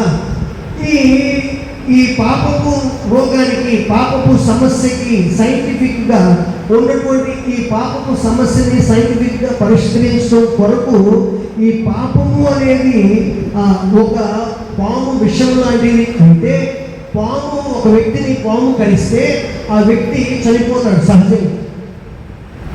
40 కరిస్తే కాదు చచ్చిపోడు, కానీ నల్లద్రాసు, పచ్చపురుగు, ఇంకా కొన్ని పాములు ఉన్నాయి కదా, ఆ పాము కలిస్తే సహజంగా మనిషి చచ్చిపోతాడు. కానీ పాము కలిస్తే మనిషి చచ్చిపోతాడు. పాము కలిస్తే మనిషి చావకుండా ఉండటం కొరకు ప్రపంచంలో ఒక ఔషధం కనిపెట్టబడింది. దాన్నే యాంటీ వెనం అని చెప్పేసి పిలుస్తూ ఉంటారు. విషంతోనే వెనకొట్టేటువంటి ఒక మందుని కనుక్కున్నారు. ఆ ముందు ఎట్లా కనుక్కొనబడింది అనేది మనం చూసినట్లయితే అది ఆ యాంటీ వెనం అనేది ఎట్లా కనిపెట్టబడింది అంటే, పాము కరిచినటువంటి వ్యక్తికి మళ్ళా అదే విషయం నుంచి తీయబడినటువంటి ఒక ద్రవంతో ఆ వ్యక్తికి చికిత్స చేయడం జరుగుతుంది. ఎట్లా అని చెప్పేసి అంటే, ఈ యాంటీ వెనం అనేది ఎట్లా తయారు చేయబడుతుందంటే, బలమైనటువంటి గుర్రాలకి, గుర్రము తెలుసు కదా మీకు, బలంగా ఉన్నటువంటి, ఆరోగ్యంగా ఉన్నటువంటి, యవ్వన వయసులో ఉన్నటువంటి గుర్రంలోని కన్నా పాము విషయాన్ని కొద్ది మోతాదులో ఎక్కిస్తారట. ఈ యాంటీ వెనం ఎట్లా తయారు చేస్తున్నారని చెప్తున్నాను. పాము విషయాన్ని కొద్ది మోతాదులో ఎక్కిస్తారట. అలా ఎక్కించినప్పుడు ఈ పాము విషయం ఎక్కబడిన తర్వాత ఆ గుర్రము సహజంగా సృష్టిలో ఉన్న, ప్రకృతిలో ఉన్నటువంటి అన్ని జీవుల కన్నా ఎక్కువ వ్యాధి నిరోధక శక్తి కలిగిన గుర్రం అట. అందుకే ఈ గుర్రము ద్వారా యాంటీవెనమ్ తయారు చేస్తూ వచ్చారు. సో ఈ పాము విషయాన్ని ఎక్కించిన తర్వాత ఈ విషయాన్ని విరుగుదల కలిగించడం కొరకు తన రక్తంలో నుంచి కొన్ని ద్రవాలను ఉత్పత్తి చేస్తున్నట్టు ఆ గుణం ఆ విషపు ప్రభావాన్ని అది తగ్గించి తన రక్తంలో యాంటీ డోస్ని పెంచుకుంటూ వస్తుందట. అలా రక్తంలో ఆ విషయాన్ని నిలబొట్టిన తర్వాత మళ్ళా గుర్రాన్ని టెస్ట్ చేసి మళ్ళీ దానిలోనికి మరికొంత విషయాన్ని ఎక్కిస్తారంట. కొంచెం బలంగా కొంచెం ఎక్కువ మొత్తంలో విషయాన్ని ఎక్కిస్తారంట. మళ్ళా కాసేపటికి ఆ గుర్రం తనలో ఉన్నటువంటి వ్యాధి నిరోధక శక్తిని ఉపయోగించి ఆ విషయాన్ని కూడా అణచివేస్తుందంట. ఆ తర్వాత మరింత ఎక్కువగా ఆ విషయాన్ని ఎక్కించినప్పుడు ఆ విషయానికి కూడా గుర్రం సరిపోకుండా అప్పటికే వ్యాధి నిరోధక శక్తితో దానిలో పెంచుకుంటూ వచ్చింది కదా, అలా పెంచుకుంటూ పూర్తిగా ఆ విషయానికి విరుగుడు సంపాదించుకున్నప్పుడు ఒక ప్లాస్మా రూపంలో ఆ రక్తం తయారవుతుందంట. ఆ ప్లాస్మా రూపంలో తయారైన ఆ రక్తాన్ని వీళ్ళు సేకరించి ఆ ప్లాస్మా రక్తంలో నుంచి ఆ ఎర్ర రక్త కణాల్లోంచి ప్లాస్మాని వేరు చేసి ఈ మిగిలినటువంటి రక్తాన్ని మళ్ళీ గుర్రానికి ఎక్కించేస్తారట. అలా గుర్రానికి ఎక్కించడం ద్వారా ఆ గుర్రానికి రక్తం తీయడం ద్వారా ఆల్రెడీ గుర్రంలో చాలా రక్తం ఉండటం ద్వారా దానిలోంచి రక్తం తీసేవి కాదు, ఇలా కొంత ప్లాస్మా తీసినప్పటికీ దానికి ఏమీ కాదట. అట్లా ఆ గుర్రములో నుంచి ఆ గుర్రము తన రక్తము త్యాగము చేయడం ద్వారా ఆ గుర్రము నుంచి తీయబడినటువంటి ఆ ప్లాస్మా ద్వారా అదే యాంటీవెనమ్గా తయారు చేయబడి ఆ పాము కాటు విషయానికి విరుగుడు ముందుగా తయారు చేయబడి ప్రకృతిలోనికి ప్రపంచంలోనికి అది ఈరోజున మార్కెట్లోకి వచ్చింది. అనేక వైద్యశాలల్లో ఈ పాము కాటు విరుగుడు ముందు ప్రభుత్వ హాస్పిటల్స్లో ఇప్పటికి కూడా అందుబాటులో ఉంటూ వచ్చింది. సో ఇప్పుడు ఈ విషయాన్ని నేను ఎందుకు చెప్తున్నానంటే,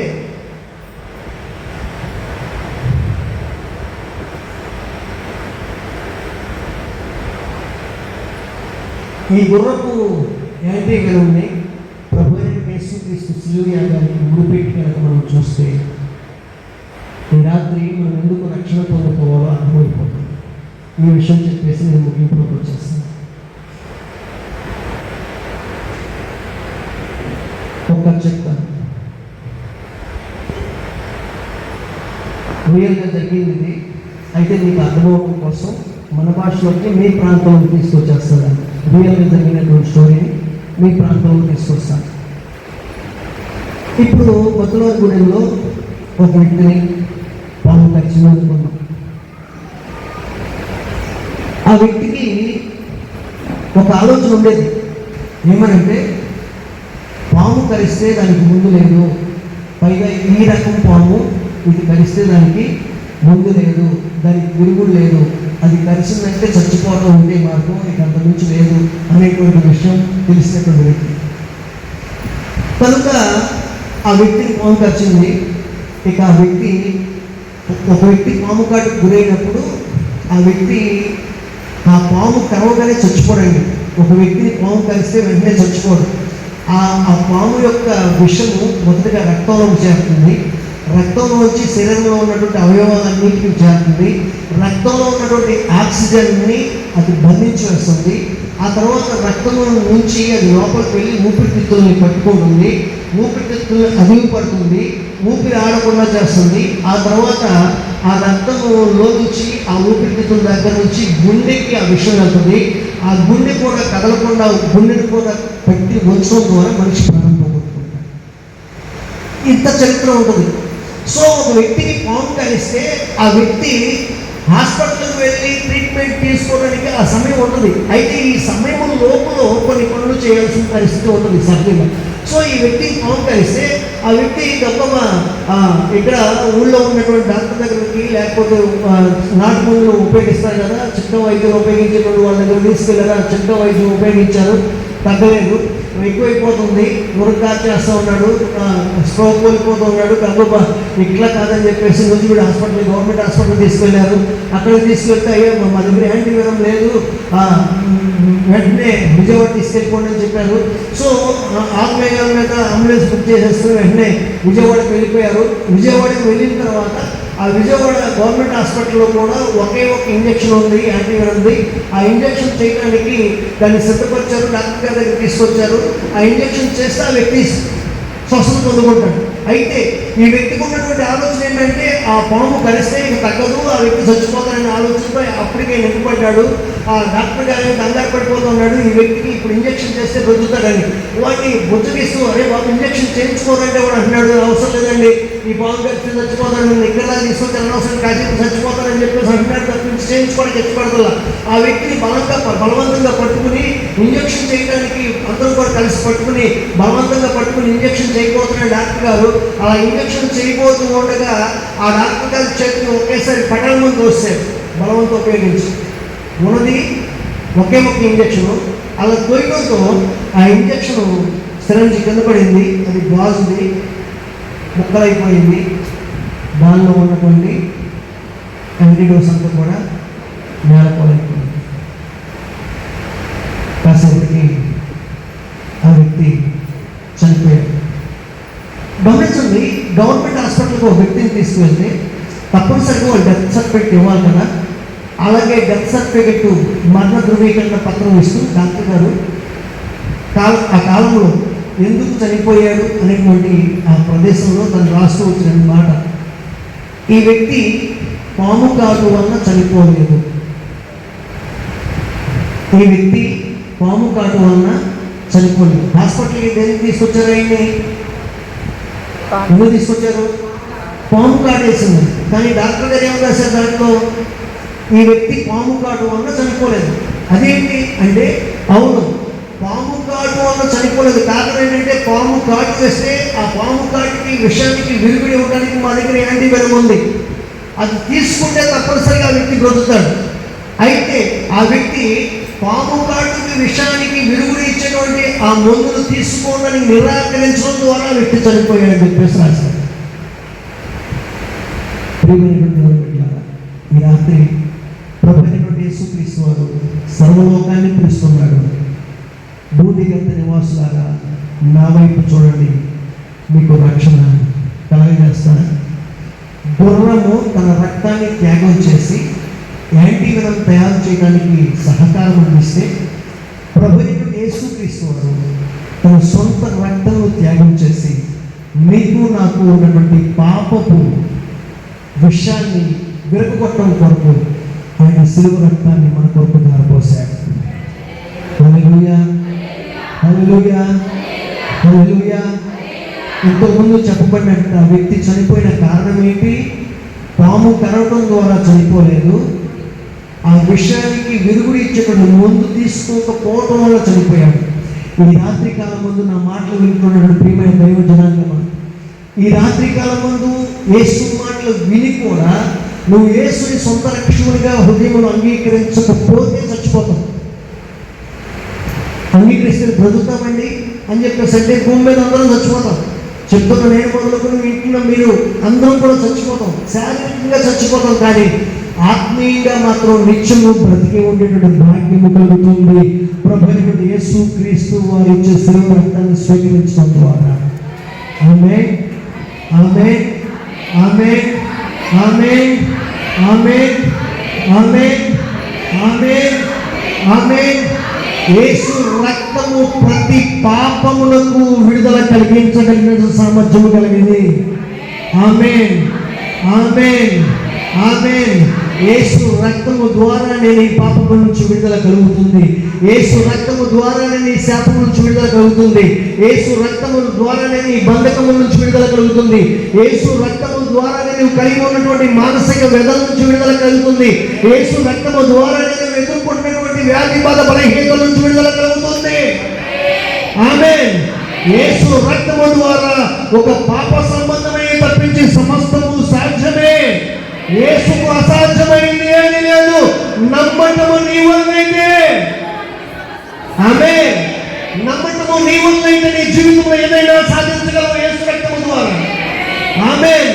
ఆ గుర్రానికి అయితే విడుదలగా ఆ యొక్క విషము ఎక్కించడానికి అవకాశం కల్పించబడింది, కానీ ప్రభువైనటువంటి యేసుక్రీస్తు వారికి మాత్రం ఒక్కసారే మనందరి పాపములని కూడా యేసు ప్రభువు మీద తండ్రి అయినటువంటి దేవుడు మనందరి పాపాలను ఒక్కసారి ఆయన మీదకి అప్పగించేసినాడు. ఒక్కసారి బైబిల్లో మాట ఉంటుంది, ఒక్క మారే చూస్తారా? అది చూసి ముగించాను.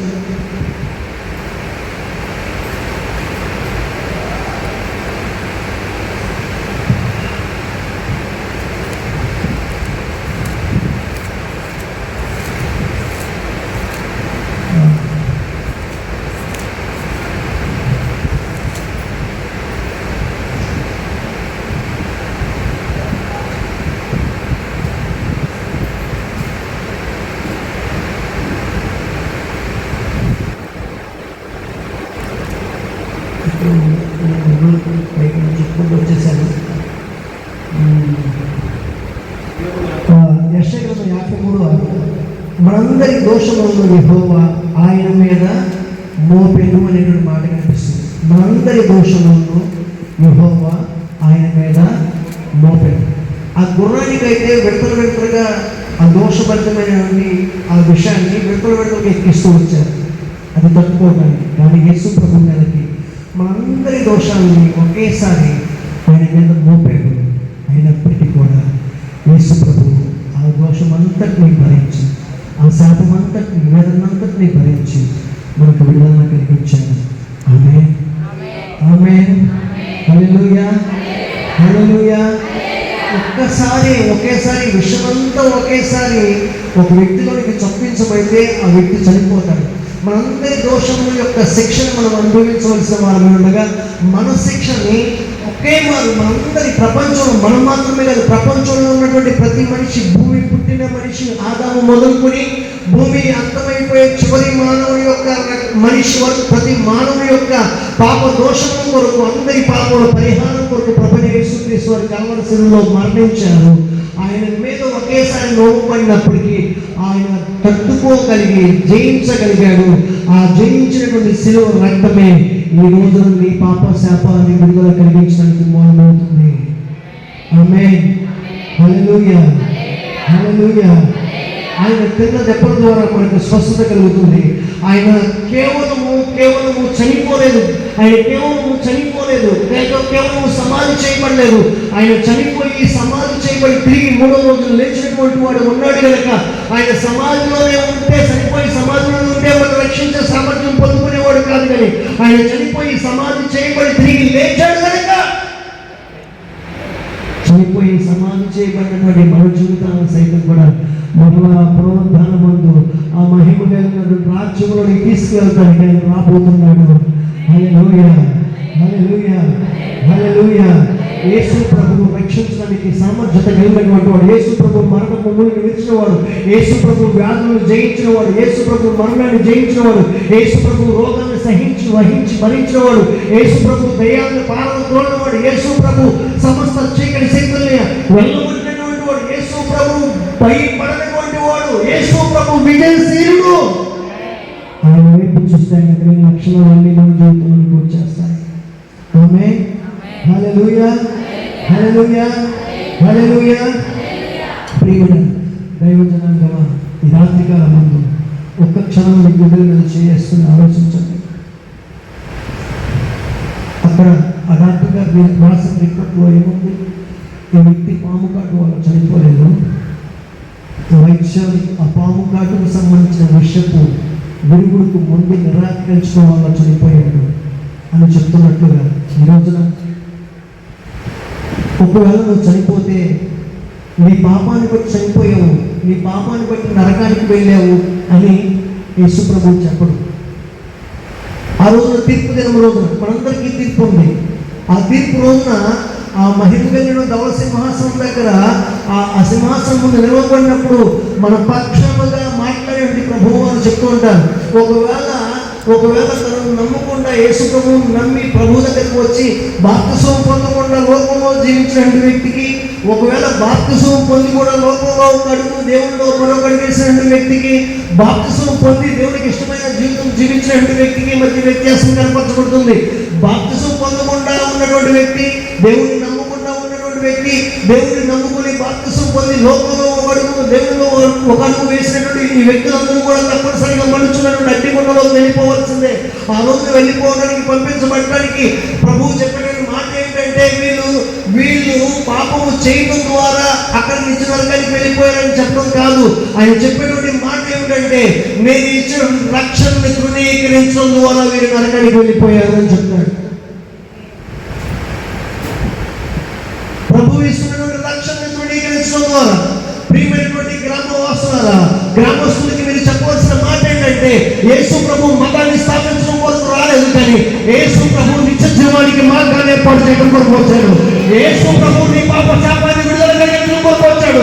యేసు ప్రభు నీ బాధ వ్యాధుల నుంచి విడుదల కలిగించడానికి వచ్చాడు. యేసు ప్రభువు నిత్యము నిన్ను సంతోషవంతులుగా ఉంచడం కొరకు వచ్చాడు. ఆమేన్, హల్లెలూయా, హల్లెలూయా, హల్లెలూయా. యేసు ప్రభు ఈ రాత్రి నీతో మాట్లాడుతున్నాడు. మాట్లాడుతున్నాడు. యేసు ప్రభువు ఈ రాత్రి నీతో మాట్లాడుతున్నాడు.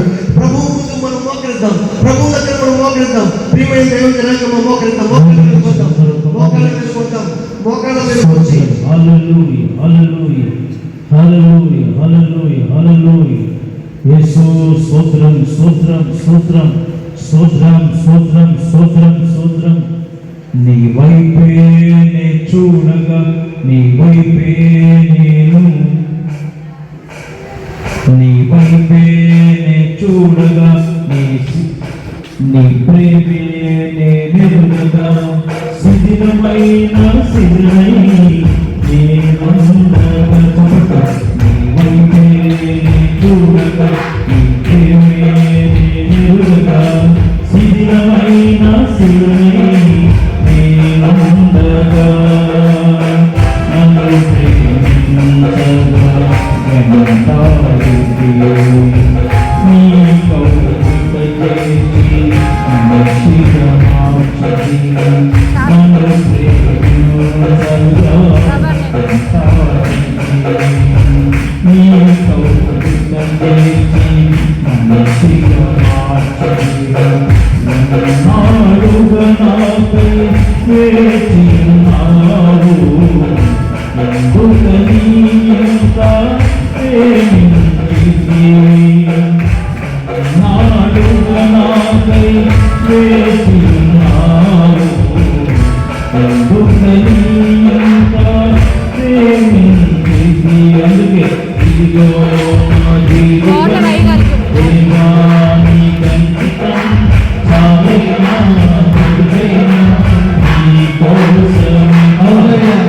ఇదిగో నా జీవితం దేవా నీ కంకితం, చాలైనా బ్రతుకైనా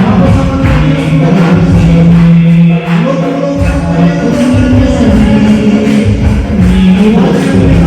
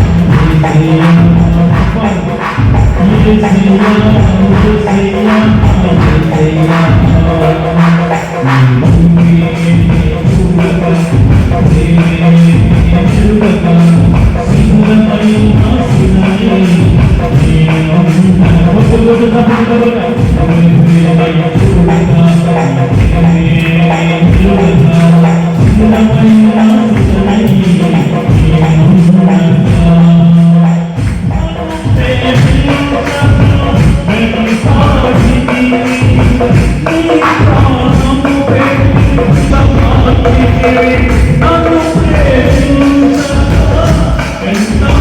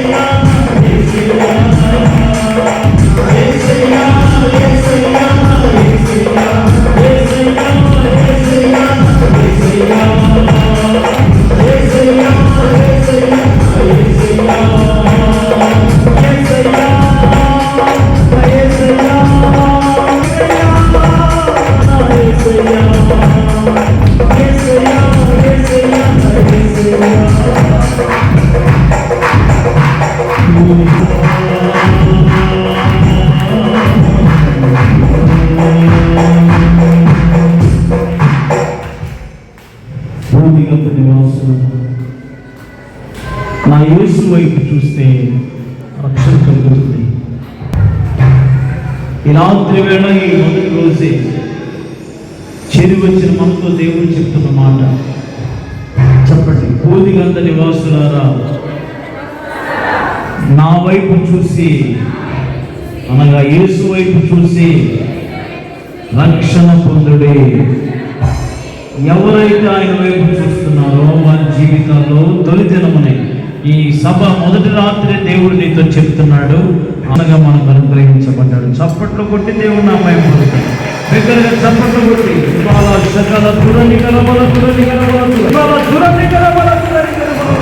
ఆయన మాట స్థిరపరచబడును గాక, ఆయన మాట స్థిరపరచబడును గాక. పరిశుద్ధాత్మని మాట స్థిరపరచును గాక, బలపరచును గాక. ఆయన నీ వాక్యము బండను బద్దలు కొట్టి శుద్ధి పడుతుంది ప్రభువా. ఏ శాసన చదువు చేయలేదంట నాయనా నిర్మలము చేయగలిగింది ప్రభువా. రాత్రి వేళ నీ సన్నిధిలో సేవకుడు ఎంతో ప్రయాసం నీ దగ్గర పొందుకొని పడుతున్నామా నాయన చెప్పబడిన మాటే. బోధిగంత నివాసులారా, ఇదిగో అటువైపు ఇటువైపు తిరుగుతున్నారు ఈ రోజున. ఎవరు మమ్మల్ని కాపాడేది? ఎవరు ఈ కోపం నుంచి మమ్మల్ని విడిపించేది? ఎవరు మమ్మల్ని రక్షించేది? ఎవరు మమ్మల్ని విడిపించేది? ఈ భయాల నుంచి, ఈ తెగుల నుంచి, ఈ రోగాల నుంచి, ఈ సమస్యల నుంచి మమ్మల్ని విడిపించే నాదుడు ఎక్కడున్నాడు? మమ్మల్ని నడిపించే నాదుడు ఎక్కడున్నాడు? ఏడా శ్రీనాథుడు ఎవరు అని చెప్పగా వాక్యం చెప్తూ ఉంది. రాత్రి వేళ ప్రియులారా, ప్రజలారా, భూమిగంత నివాసులారా, నీ కొరకు చాచిన చేతులతో పిలుస్తూ ఉన్నాడు. నా వైపు తిరుగు, చాచిన చేతులతో పిలుస్తూ ఉన్నాడు. ఆయన వైపు తిరిగితే రక్షణ మాత్రమే కాదు, నిన్ను ఆదుకోగలిగిన దేవుడు, నీ భయం నుంచి విడిపించగలిగిన దేవుడు, నీ సమస్య నుంచి విడిపించగలిగిన దేవుడు. మన దేవుడు మనల్ని ఆదరిస్తాడు, మన దేవుడు మనల్ని ఆనుకుని ఉంటాడు, మనల్ని ధైర్యపరిచే దేవుడు, మనల్ని హక్కును చేర్చుకునే దేవుడు, మనల్ని ఓదార్చే దేవుడు. నువ్వే సమస్యతో రాత్రి కన్నీళ్ళు విడుస్తున్నావు. ఎవరికి చెప్పుకోలేని సమస్యతో దేవుడు సన్నిధికి వచ్చుకో. ఈరోజు ఆయన వైపు చూడగలిగితే నీ సమస్యలో నుంచి దేవుడు నీకు సమాధానం చెప్తూ ఉన్నాడు. పేతురు ఆయన వైపు చూసినప్పుడు, నడవసాగాడు. ఈరోజు నిన్ను వైపు చూస్తే నిన్ను నడిపించడానికి శక్తి కలిగిన దేవుడు. నువ్వు పడిపోయిన చోటైనా సరే నిన్ను ఉత్తరించడానికి నీ యొక్కకు వచ్చే దేవుడు ఆయన. నువ్వు పిల్లలుగా వినే దేవుడు, నువ్వు పిల్లలుగా ఉత్తరం ఇచ్చే దేవుడు ఆయన. ఈ రాత్రి వెళ్తూ చక్కగా నా తండ్రి మీ సేవకుల్లో పెట్టి నా కొడుకు మీరు సిద్ధపరిచిన నీ అమూల్యమైన వాక్కుల కొరకు మీ స్తోత్రం చెప్తాం. అందరం స్తోత్రం చెప్పని స్తోత్రం. మరి చేతులు గాలిగా అనుకోండి, చప్పట్లు కొడుతూ స్తోత్రం చెప్పండి. స్తోత్రమయ్యా, చప్పట్లు కొడుతూ చెప్పండి. స్తోత్రమయ్యా, ఈ రక్షణ మాకు ఇస్తారన్నారయ్యా. ఈ రాత్రి రక్షణ మాకు ఇస్తున్నందుకు స్తోత్రమయ్యా. ఈ గ్రామమంతా నీ రక్షణ పొందునుగాక, ఈ గ్రామమంతా నీ రక్షణ నిలుచునుగాక, ఈ వైపు తిరుగునుగాక, మన జీవితాల్లో వెలుగు కలుగునుగాక. నాయన, లోకమంతా సర్దుబడి నిద్రపోతుంది. అంత చక్కగా తండ్రి ఇప్పటి వరకు ఓపిక చేసుకుని మాతో మాట్లాడాలి. మా తండ్రి